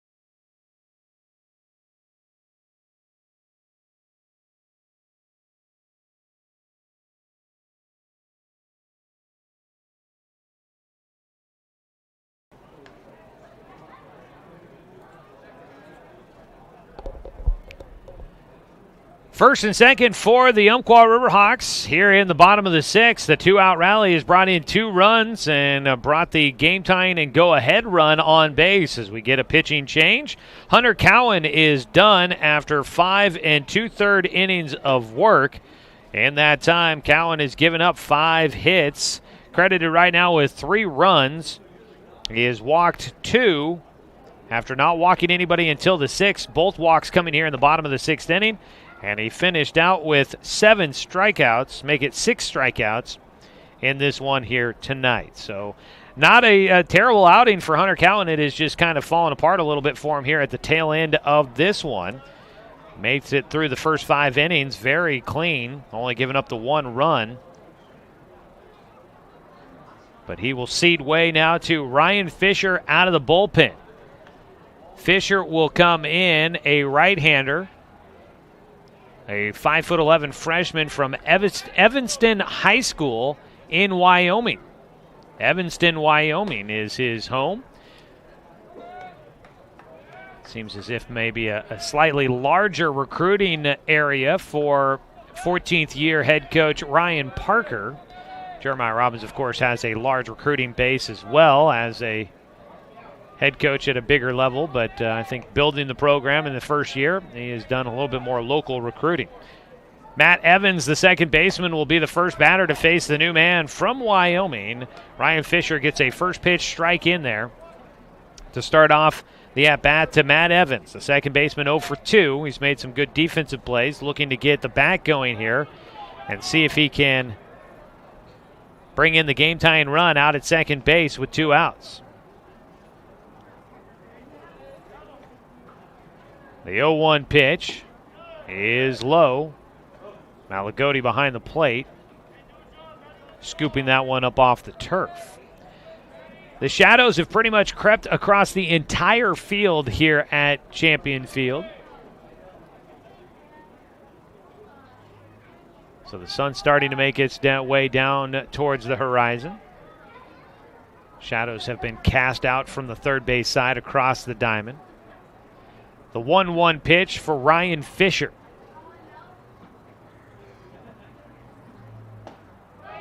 It's inside. 2 balls and 1 strike. Ryan Fisher, a freshman, so his first year with the program. No previous stats for him to look up. He's trying to keep it a lead for the Rangers after they took the lead in the top of the 5th inning with 4 runs. They've given up 2 here in the bottom of the 6th. 4-3 our score. A 2-1 pitch right down Grand Central. And it is a 2-2 count. Matt Evans trying to keep the inning alive. 2 balls, 2 strikes. Runners at first and second. At second is Owen Viano. And he'll stay there after a foul ball into the netting for Evans. Keeps the at-bat going. Viano had the 2-out double that drove in 2 runs here in the 6th inning. Going to the wall in left field. Takes his lead at first. Kinman, the catcher, off the base at first. Back after Fisher steps off the mound. First day of action for these 2 teams here in 2020. A season-opening doubleheader. A 2-2 from Fisher. That ball lifted down the left field line. Foul. Landing in foul territory by about 10 to 15 feet down that left field line. Almost got it down there for Evans. Just ahead on that one. So we'll do it again on the 2-2 pitch. First and second. Runners taking off on contact here. Fisher will come set, the righty versus the righty. The pitch. Again lifted down the left field line, but this time much more foul into the parking lot. And I think everybody in the arena is saying a little prayer for their car if they parked over that direction. So let's do it again. A pair of foul balls there. We go back to the 2-2 count. Swung on and missed. Got him with the high heat. It was a battle for Evans. He comes out on the losing side as Ryan Fisher will get the Rangers out of the 6th inning with a strikeout. But the RiverHawks get 2 runs in this frame on 2 hits. There were no errors for the Rangers and 2 men left on base. We're back to a 1-run ball game as we go to the top of the 7th inning. It's RiverHawks and Rangers baseball for you tonight on The Score. 92.3 FM and 1490.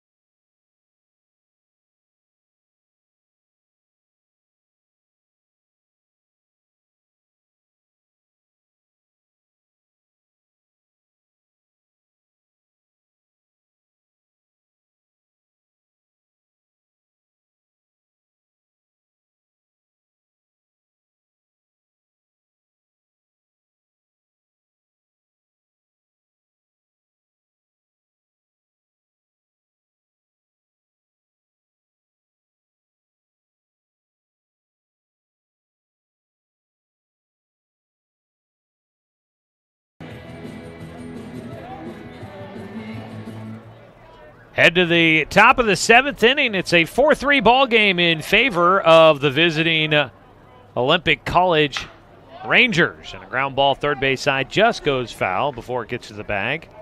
For the leadoff man, it'll be Tanner Claybaugh, who literally is the top of the order for the Rangers. 4-3 our score after 2 runs there in the bottom of the 6th inning for the RiverHawks. Another foul ball for Claybaugh. And he finds himself in an 0-2 hole. Facing Mason Croson, the reliever, right-hander on the mound. The 0-2 can't get him to chase the ball in the dirt. Croson now would be in line for a possible victory if they can get the lead in the next half inning or later if he stays in the game. He misses low on a 2-2 count now. Croson obviously can't get a win if the score stays the way it is, but it is definitely close now. Speaking of close, that last pitch, a breaking ball just above the strike zone, goes full with the count. 3 balls, 2 strikes here against Claybaugh, the leadoff hitter. Fastball challenged him into center field, goes Claybaugh. High in the air out there for Gassman. Jono underneath it for the catch, 1 away. Zachary Wong scheduled to hit. And the shortstop will step in. He has drawn 3 consecutive walks in this contest. But it'll be his first outing against Croson. And the first pitch in for a strike. Preston Johnson started the game. Went 5 innings, gave up 4 runs. A foul ball on a bunt attempt from Wong, and he's got an 0-2 count. Looking back at it, I'd be curious to find out what they say officially in the scorebook, but I could see a case to be made for Preston Johnson giving up 4 runs, but none of them earned. An 0-2 pitch, just outside with the breaking ball, almost rang him up. Just outside for Croson. That breaking ball moving with quite a bit of action. The 1-2. Another breaking ball, but this one high, missing. And the count goes even at 2-2. Got him looking that time. Froze him with the off speed on the outside corner. It's another strikeout for Mason Croson, his second of the game. He has pitched an inning and 2/3 now with the 2 strikeouts. 2 down, and it'll come up to Jake Angelico.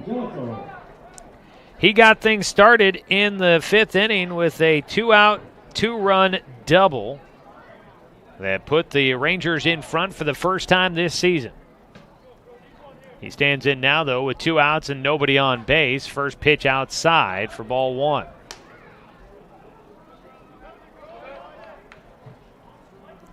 Left-handed hitting Angelico.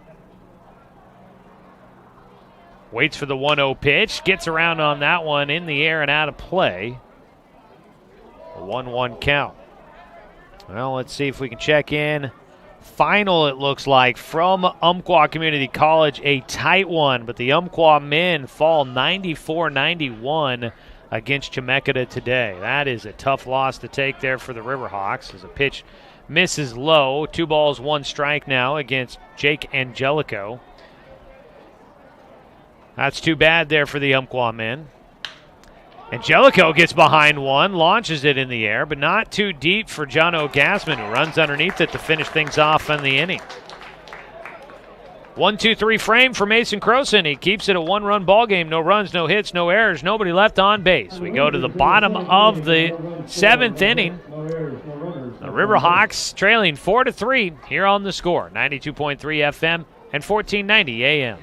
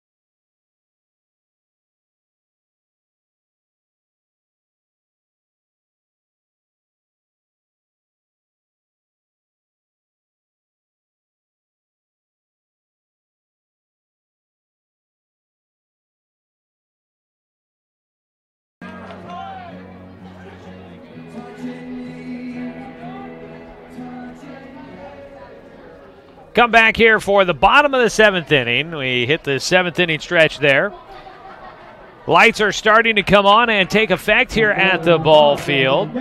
Champion Car Wash Field for us today. Beautiful day for some baseball. Starting to get to the evening, though, and feels as if the clouds are kind of rolling, low clouds rolling in and starting to get rather cool here at the ballpark. But it's been a beautiful day for baseball. As the lights come on, it starts out with an 0-1 count for Jono Gassman after taking a first pitch strike from Ryan Fisher. The reliever has come on and done what he's been asked to do. Misses on the second pitch, not by much. That one right at the knees might have been a little low for Gassman. A 1-1 count. Pitch about in the exact same spot, and it misses again for a 2-ball, 1-strike count against Gassman, who is 0 for 2 in this ballgame. 4-3 our score. Bottom of the 7th. Line drive for Gassman, going to find the alley. That ball will roll. Gassman around first, heading for second. He may have a chance to get to third. They're waving him around the bag. He loses the helmet as he goes in head first to third, grabs the bag and hangs on.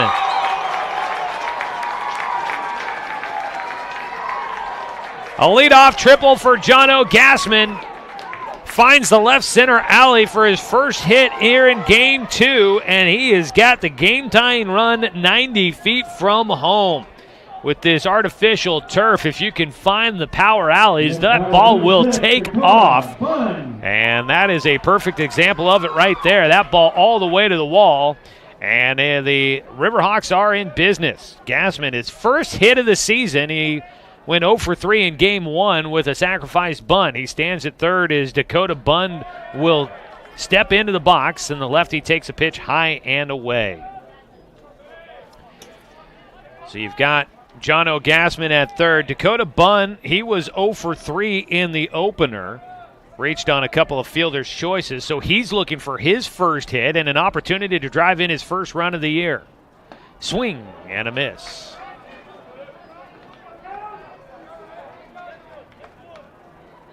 That was a perfect shot from where I'm sitting here in the press box. That ball, you could just watch it, and you knew as soon as it hit, it was gonna go. It was right between the left and center fielders. Just split the difference between the two. Beautiful hit from Jono Gassman. Strike taken at the plate by Dakota Bunn on a breaking ball, and it's a 1-2 count. Nobody out, man at third for the RiverHawks. The Rangers are playing with the defense in, trying to cut the run off at home if possible. So with 2 strikes against Dakota Bunn, if he can find the open spot to get it through the infield, we got a tie ball game. The 1-2. That ball lifted in the air towards shallow right field. If it's fair, it's a runner. It's just foul. Just foul by 2 feet, maybe? Maybe 2 feet? Not by much, and it would have been difficult. Jake Angelico a long way to run, and with the infield playing in, none of the infielders would have had a shot. Stays a 1-2 count, though, for Bunn. If that one had been fair, easily scoring would have been Gassman.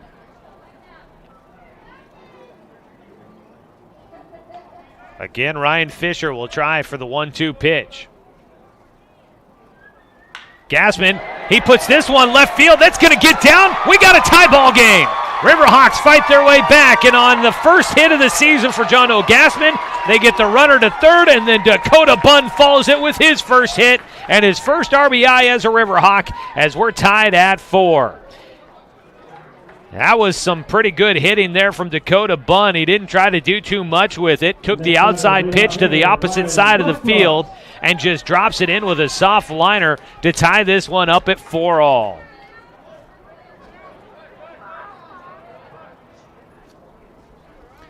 Back to the top of the order for the RiverHawks, now tied 4-4 in this contest against the Olympic Rangers.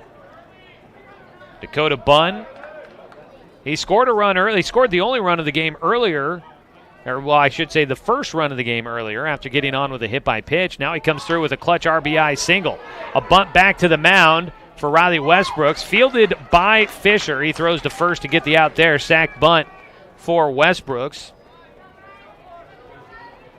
That's the first out of the 7th for the RiverHawks. Up to second base goes Dakota Bunn. So the go-ahead run in scoring position for UCC as Cooper Hartzell will come to the plate. Hartzell is 1 for 3 in this one. Had an RBI single in the 3rd, looking to pick up a second RBI here in this one and give the RiverHawks a lead again. Hartzell, his first hit of the year coming in this game, his first RBI as well. A 1-0 count. Ryan Fisher coming on in relief, giving up the lead here in the bottom of the 7th. It'll be a blown save for him, and now, as I was talking about earlier, Mason Croson has a chance to possibly get a win. Ground ball right side for Hartzell, goes to second baseman Tyus Stanley. He makes the throw to first for the out. Up 90 feet goes Dakota Bunn.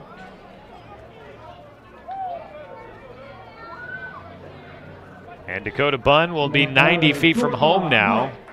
But 2 outs for the RiverHawks, so the heart of the lineup coming up here will have to try and do it with 2 outs. Mike Friend has a double and a single in this game, so he's starting to feel it a bit at the plate. Can he keep it going? It'll be his first at-bat against Ryan Fisher. That ball laced down the left field line. Fair ball! RiverHawks take the lead. Extra bases for Friend. He's heading for second, and it will hold up there. RiverHawks coming back to take a 5-4 advantage here in the bottom of the 7th. RBI double, second extra base hit of the night for Mike Friend.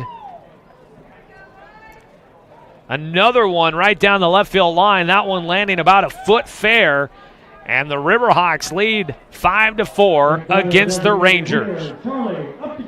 The DH will bat. Charlie Updegrave is 0 for 2. Drew a walk in the 6th and scored. He'll try to get his first hit here in the nightcap. And Updegrave will take outside for ball 1. Well, now this is an encouraging sign from the RiverHawks in this one, fighting their way back to take a lead.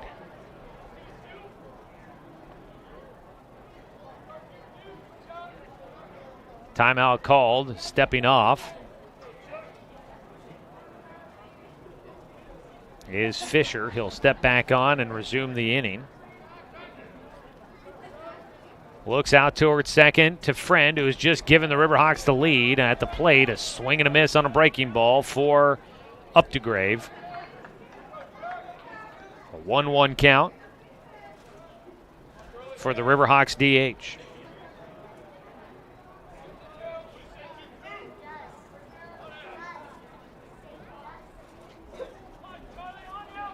Ryan Fisher trying to get out of things here in the 7th. He's got a 1-1 count with 2 down and a man at second to deal with. And he will misfire high and away. Action in the bullpen for the Rangers. Got a righty warming up out there.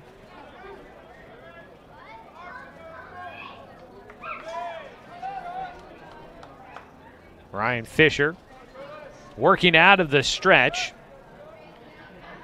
2-ball, 1-strike count with 2 down against Updegrave.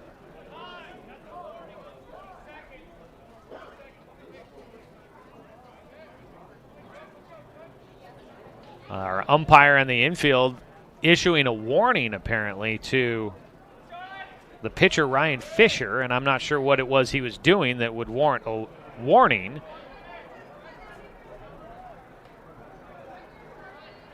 Swing and a miss at the plate for Updegrave. Gives him a 2-2 count with 2 down.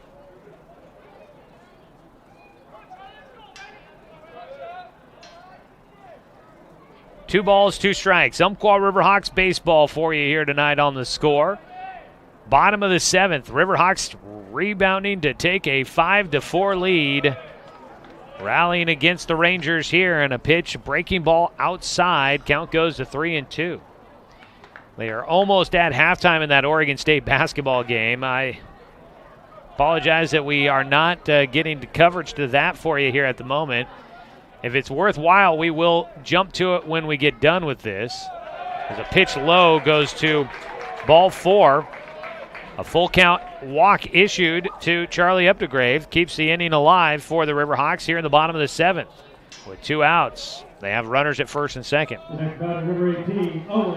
Figured we'd be able to get to Beavers basketball in time for the start of that one, but these baseball games moving along. I might have miscalculated with the fact that these are 9-inning games, but moving along a little bit slower clip than I was anticipating. And we'll see where we're at when we get done. We still got a couple innings left to go here in the bottom of the 7th, but if we've got time left in that Beavers game, we'll try to get you to it. First pitch now to Owen Viano. He takes for ball 1 outside from the righty to the righty. Viano has had a big hit in this one, a double in the 6th, driving in 2 runs. That got the RiverHawks back within 1 there in the 6th inning. The RiverHawks have added 2 more runs here in the 7th. Take a 5-4 lead, and Viano's going to add to it. He hits it into shallow right center. They're going to send Friend around third. The throw goes to third, now out to second. Sliding in, but oversliding the bag was Owen Viano, but he does add another run to the total for the Umpqua RiverHawks. 6-4 your score. Oversliding the bag is what's going to do Owen Viano in. He had an RBI double and then gets caught off the bag. The RiverHawks actually make it an that was an RBI single, not a double, but it's still nonetheless. Owen Viano driving in another run for the RiverHawks. They lead 6-4 as we head to the 8th inning. RiverHawks baseball, a sports special for you tonight here on The Score, 92.3 FM and 1490 AM.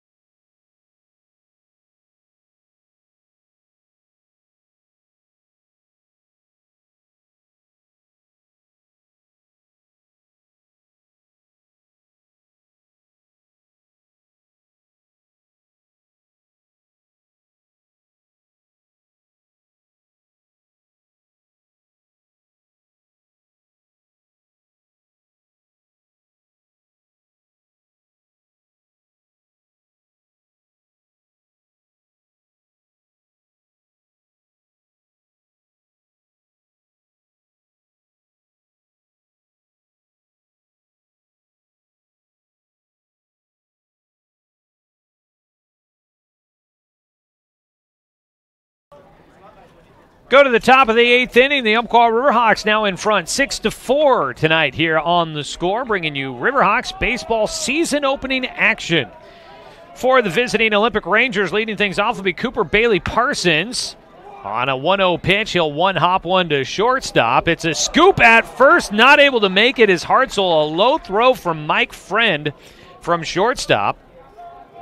Hartzell did what he could to try and scoop that one out of the dirt. But it's going to be an error on the shortstop on the low throw, and in safely will go Cooper Bailey Parsons. It'll be the 3rd error of the ball game for the RiverHawks. 6-4 the score. On the mound, Mason Croson now working to try and get a win in this one. He's got a 2-run lead to try and protect. Drew Gallegos will bat. The DH is 1 for 2 tonight here in this second game of the doubleheader. A double in his last at-bat in the 5th. He starts out with a 1-0 count, a man at first and nobody out.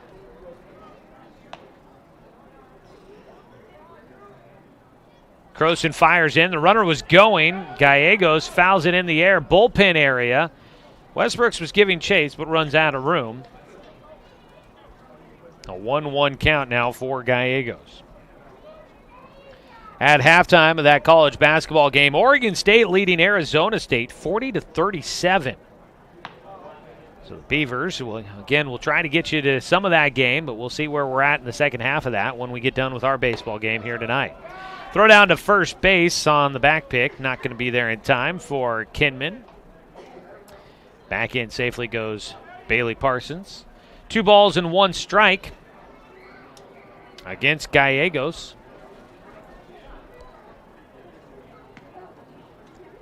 The lefty will swing, trying to protect the runner. Throw down to second in plenty of time, though. The tag made by Friend.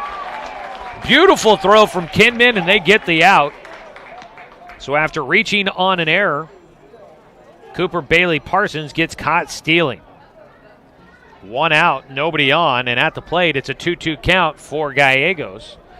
He didn't even really seem as if he was trying to make contact with the baseball, just wanted to swing to put something in the way of the catcher. And here he puts a big cut on one and goes tumbling down. He will stay at the plate with a 2-2 count after getting just a piece of that. That artificial turf is a little slick, especially I'm sure starting to get some dew on it again. But he put a lot behind that, only had about 1 foot on the ground and lost his balance as it slipped out from underneath him. 2 balls, 2 strikes for Gallegos. Nobody on with 1 out. Mason Croson on the mound. Breaking ball is lifted into the air to right field. Traveling towards the line, Owen Viano is there for the catch. 2 down. Brian Ramirez, the first baseman, will bat. The next batter, number 21, Brian Ramirez. Ramirez is 0 for 3 in this one. You want to know if it's getting a little slick maybe out there, check in with Owen Viano, the right fielder for the RiverHawks.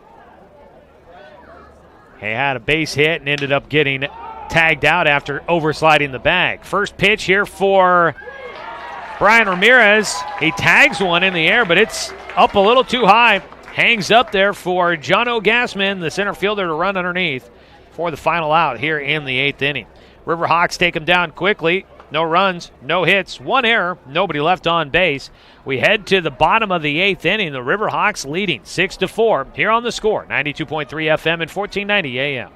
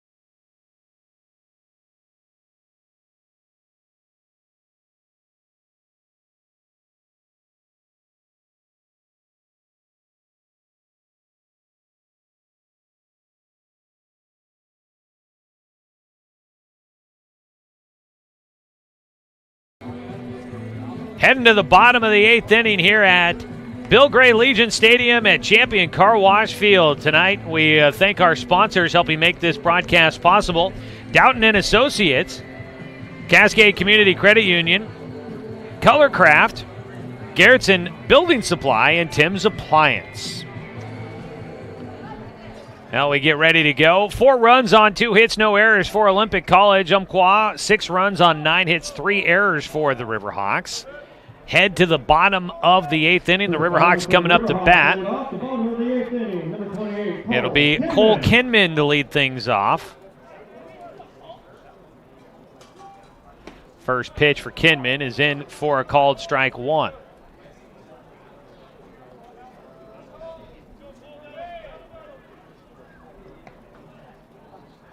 The 1-0 or 0-1 pitch goes all the way to the backstop. Believe we may have we got a new pitcher in the game.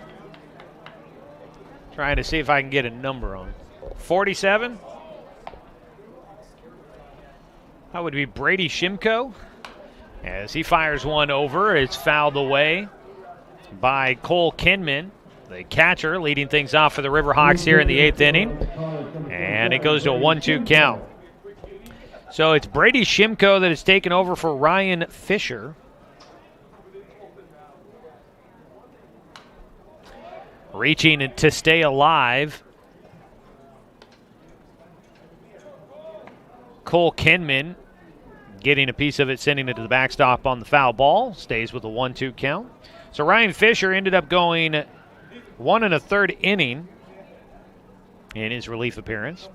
1-2 pitch is roped into left field. A bounding ground ball out there to Riley Sayer. And Cole Kinman gets his first base hit of the season. Out into left field with the ground ball. And a leadoff man on for the RiverHawks, leading 6-4 here in the 8th inning. Shimko will now face Matt Evans, who is 0 for 3. Number 2, second baseman Matt Evans. He will stand in looking for that first hit of the year. So Fisher goes 1 1/3. He gave up 4 hits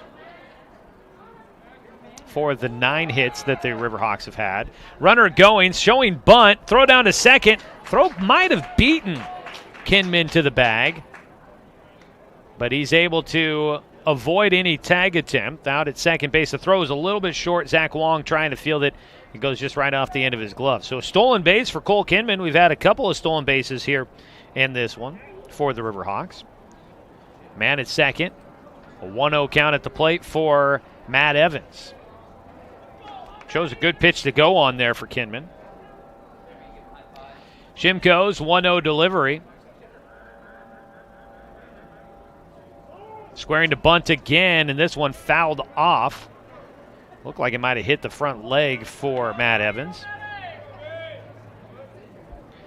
So it'll be a 1-1 count with nobody out and a man at second base as they give Matt Evans a moment after fouling that ball off of himself. So Fisher, 1 1/3 inning, gave up 4 hits, gave up 3 runs, and all of them earned.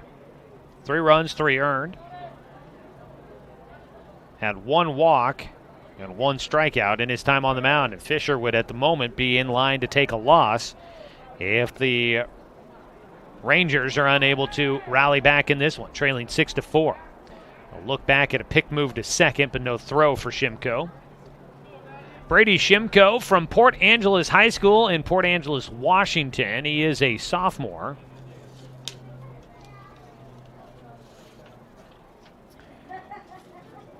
Last season, Brady Shimko made 10 appearances for the Rangers.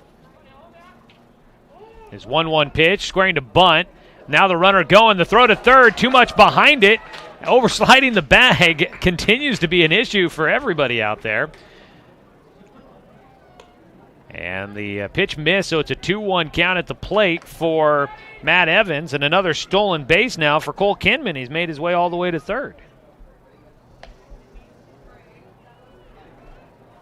The catcher, Malagodi, fired that one sharply down to third, but fired it short, and it bounced away from third baseman Cooper Bailey Parsons. Another pitch low, 3-1 count. The RiverHawks manufacturing a man into scoring position 90 feet from home. And a 3-1 count now for Matt Evans. A perfect opportunity here for him to try and drive in that run. The infield playing in, the 3-1 pitch, and he takes ball 4. Runners on the corners now for the RiverHawks after a walk issue. And up to bat will be Jono Gassman, the center fielder, who was 1 for 3 with a triple back in the 7th. So Brady Shimko, last year 10 appearances. He didn't start a game. He didn't win a game. As it looks like Jacob Luther will come on to run for for Cole Kinman.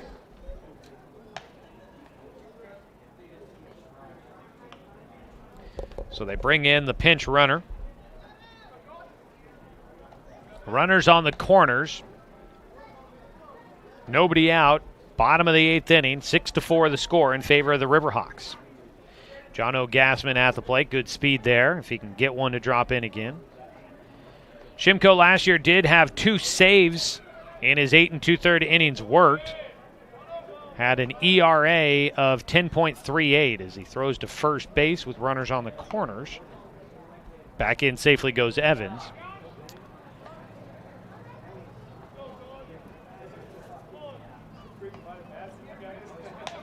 First pitch now for Jono Gassman. Did he get it? He didn't get a piece of that. That ball goes to the backstop. Gassman didn't necessarily look pretty with what he just did. Offered out a pitch to try and lay down the bunt. He missed, but the ball got by the catcher Malagodi and went all the way to the backstop. So that'll be a wild pitch, I do believe, And it'll score Jacob Luther from third, the pinch runner. Scoring for Cole Kinman. Up to second base goes Matt Evans. And so the RiverHawks will add another run. Man at second base, they lead 7-4. It's a 0-1 count.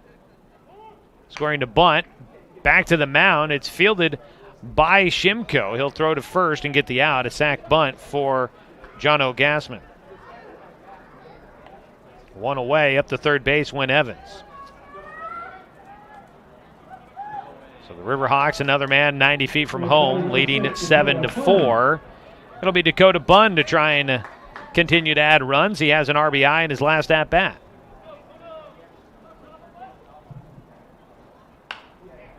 First pitch swinging, Bunn will foul it away.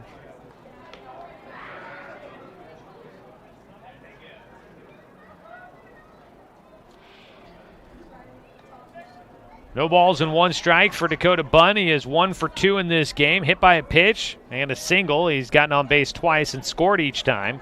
Has an RBI as well. Lights on, taking full effect here at Champion Car Wash Field. Pitch outside with the breaking ball for Shimko. 1-1 count.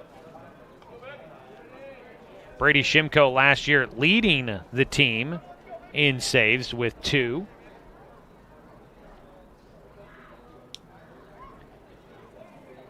It's 1-1 pitch outside. 2 balls and a strike. Infield is playing in, looking to try and cut off the run at the plate. It's a 3-run lead for the RiverHawks. They won game 1, 6-2. They fell behind 4-1 in this ball game, but have rallied back to lead 7-4. Dakota gets underneath one, high in the air on the infield. And it is taken by the shortstop, Zach Wong, for out number 2. Still at third base is Matt Evans. So 2 down, 1 run in so far, and 1 man still on. And top of the lineup, Riley Westbrooks will bat.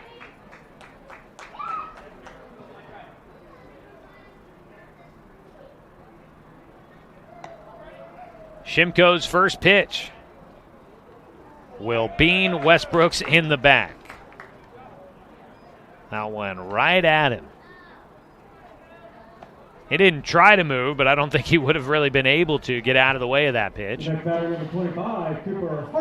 So 1 on, and make it 2 on and 2 out. Runners on the corners. Cooper Hartzell will bat. 1 for 4 on the night for him. We got a baseball. Check swing, the pitch inside. Hartzell laying off. The joy of the youth, running by the booth here, exclaiming that they've got a baseball. They tracked one down here at the ballpark. Hey, I still get excited about it when I go to games. I'd love to get a baseball. 1-0 from Shimko. Outside, runner going into second base safely will be Riley Westbrooks. They don't throw down that direction. Behind the plate, Malagodi just watching the runner at third, making sure they didn't take off. Runners at second and third. 2-0 count for Hartzell.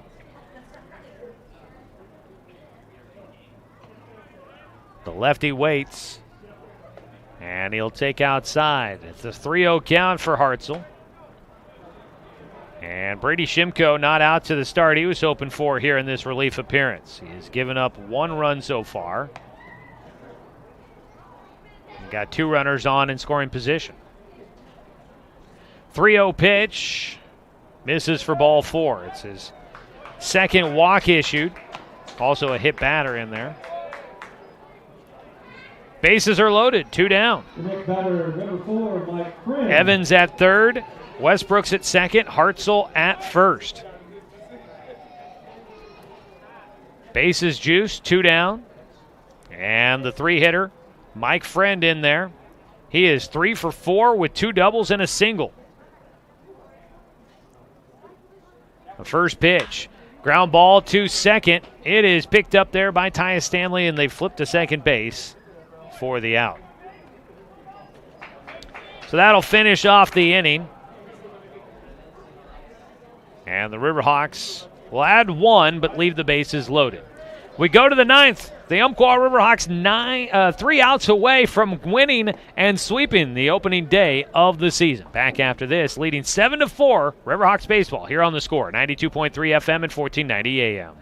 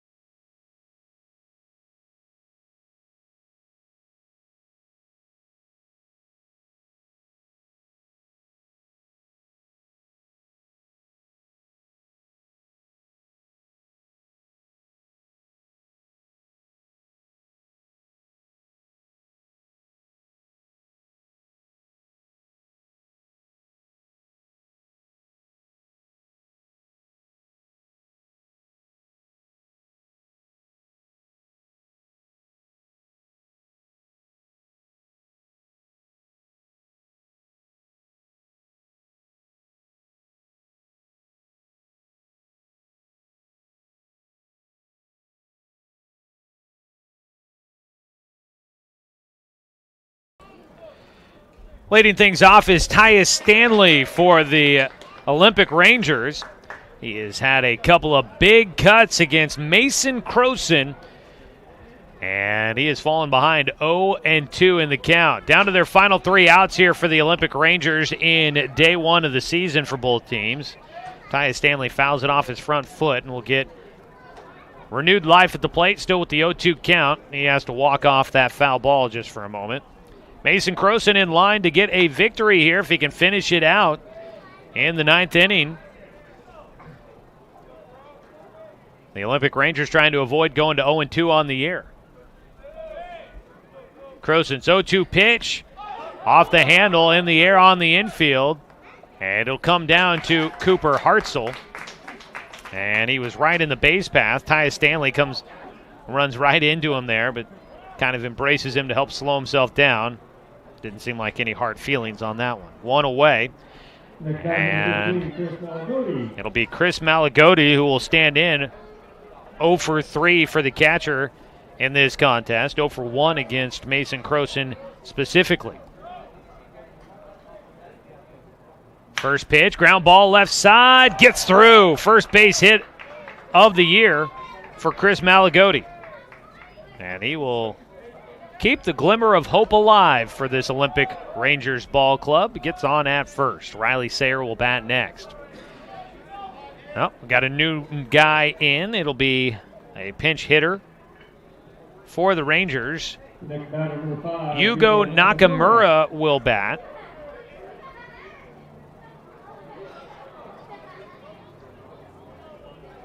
Nakamura pinch hit appearance here. He also had one in game 1. He was 0-1 with a fly ball out to right field in his one pinch hit at bat. He takes outside for ball 1. 3-run game in this one. 4 runs on 2 hits, no errors right now for the Rangers. 7 runs on 10 hits, 3 errors for the RiverHawks. Runner going, that ball in the air to left field. Playable for Dakota Bunn. He'll make the catch, and back to first base will go Malagodi.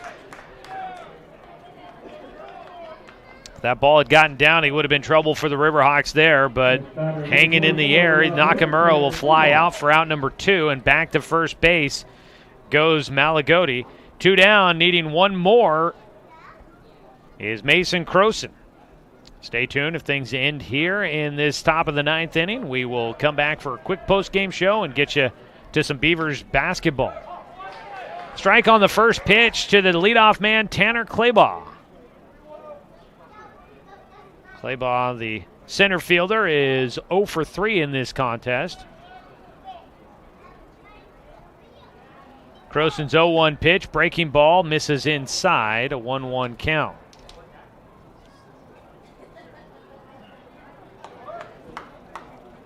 They've just started the second half of that Oregon State men's basketball game. A ball and a strike for Croson. With a man at first and 2 down, breaking ball high. Throw down to first base. They got him off the bag. A throw to second. This could be the ball game. They're in a pickle. Throw back to Hartzell, and there it is. Malagodi picked off at first And the RiverHawks will sweep this one. Final score in Game 2. The RiverHawks win 7-4, and they sweep the Olympic Rangers to start their first season in 35 years with a 2-0 record. A heck of a way to start things out for the Umpqua RiverHawks here in 2020, and we will recap the night for you when we come back with a quick post-game show. This is RiverHawks Baseball. Tonight on The Score, 92.3 FM and 1490 AM.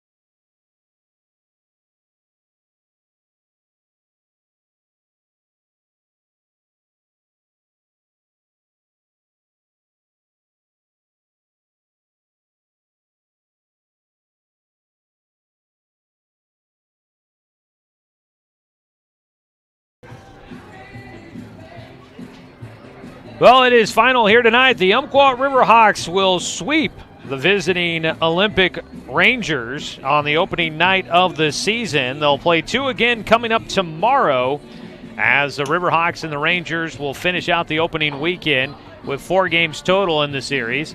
Tomorrow they'll play a 9 and a 7 inning contest. Doubleheader starting at 11 o'clock tomorrow. You can come on out here and enjoy some RiverHawks baseball. The games will not be on the radio. For most of the season, we will unfortunately not be able to bring you the games. Tonight, a special occasion for us here with the start of the season. We are excited to be here, but just to let everybody know, that's unfortunately the way it is. There's just too much baseball to get in, and so unfortunately won't be able to, at least this season, probably won't be able to regularly have Umpqua RiverHawks baseball on the radio, but it's been great to have them here tonight as the RiverHawks go to 2-0 to start out the year. Looking at the final numbers here in this one, for the Olympic College Rangers, 4 runs on 3 hits, no errors tonight for them. They leave 5 men on base in Game 2. For the RiverHawks, 7 runs on 10 hits. The RiverHawks did commit 3 errors in this ball game and left 9 men on base, but they come back for the victory. Getting the win is Mason Croson. Picks up the win in relief of Preston Johnson. Croson pitches the final 4 innings in this one, and in that time he gave up just 1 hit. He did not give up a run. He finished out no walks and had 2 strikeouts in his time on the mound. A really nice performance there for Mason Croson out of Churchill High School in Eugene. Preston Johnson started the game, went 5 innings, gave up 4 runs in that time on the mound. On the other side, taking the loss will be the reliever, Ryan Fisher. Fisher giving up 3 runs on 4 hits and an inning and a third of work. He walked 1 and struck out 1. That spoiled the start for Hunter Cowan, who had gone 5 2/3, gave up 3 runs on 5 hits, struck out 6 and walked 2, and was in line to get the win when he came out of the game. So Mason Croson gets the first win for his season and follows up after Matt Burley got the win in Game 1, and the RiverHawks going to 2-0 on the year. Offensively in this one here, the scoring came like this. It was a 1-0 game after the bottom of the third. The RiverHawks in front, but they give up 4 runs in the top of the fifth, fall behind 4-1. They would make it a 1-run game with 2 runs in the bottom of the sixth inning, and then took the lead for good with 3 in the bottom of the seventh, adding 1 run in the eighth, and then not needing to bat in the ninth as they would pull out the victory 7-4. Offensively for the Rangers here in this one, 3 hits here in Game 2. That makes it a total of 6 hits between the 2 ball games. With hits in this one, a double for Joe Angelico. That was the base hit that gave the Rangers their first lead of the season, driving in 2 runs in the 5th inning. Also with base hits, a double for Drew Gallegos, a double in the 5th inning. And then also a base knock in the 9th inning, a 1-out single for Chris Malagotti. And that is the 3 hits in this one for the Rangers. On the other side for the RiverHawks, finishing with 10 hits here in Game 2, which gives them a total of 16 hits between the first 2 games of the year. Riley Westbrook started out the game with a leadoff single. He would have the 1 hit there. Cooper Hartzell with a hit in this ball game. Mike Friend, the shortstop, had a great day at the plate, going 3 for 5 with 2 doubles, 2 runs scored, and an RBI. Charlie Updegrave finished with 2 walks and 2 strikeouts, a run scored. Owen Viano had 2 hits. He goes 2 for 4 with a double and a single, drove in 3. Cole Kinman had a base hit in the 8th inning, would come around to score. Well, the pinch runner would come around to score for him. Matt Evans did not get a base hit, but did get on with a walk in the 8th inning. John O'Gasman came up with a triple to start out the 7th inning, and he would score a run. He finished 1 for 3. And Dakota Bunn goes 1 for 3 with a single, an RBI, and 2 runs scored in this one. So that is a look at some of the numbers. It was a great way to start things off with the Umpqua RiverHawks today here at Bill Gray Legion Stadium at Champion Car Wash Field. And hopefully, folks, you've been tuning in for the game today, and it's gotten you excited, and you'll get a chance to make it out here to the ball field to root on the RiverHawks. First season for the Umpqua RiverHawks back out on the baseball diamond in 35 years. And if anything tonight we learned, this team at least has some talent, and will hopefully have a chance to produce some exciting games coming up through the 2020 season. Congratulations to head coach Jeremiah Robbins in this UCC baseball program. It's been a lot of fun to be out here today, folks, and hopefully you enjoyed the broadcast here. I want to say thanks again to some of the sponsors that helped make this possible. Amerititle, DC Farmers Co-op, Roseburg Collision Center, Joe's Towing, Doughton & Associates, Cascade Community Credit Union, Colorcraft Paint, Garrettson Building Supply, and Tim's Appliance. And that is going to put it a wrap on this one for us here from Champion Car Wash Field. Oregon State basketball is in action against Arizona State. It is a close one there, a one-point ball game in that one. It's been a long day on the radio today, folks. 54-53 the score right now in the second half. ASU leading Oregon State. We're going to take you to that game next, so stay with us for that. And you can catch the conclusion with Mike Parker right here. So for the guys back in the studio, Brenton Cranford running the production throughout much of the time. Cruz Ibanez coming in and keeping him company in there while Brenton's been in the studio all by himself for much of the day. Big thanks to those guys. Thanks to Angela Kieran coming out and helping out with some of the video production here tonight. Thanks to Athletic Director Craig Jackson for joining us in the pregame show. Thanks to head coach Jeremiah Robbins in the UCC baseball program for allowing us to be here and be a part of all the fun here today. It has been a great day for baseball.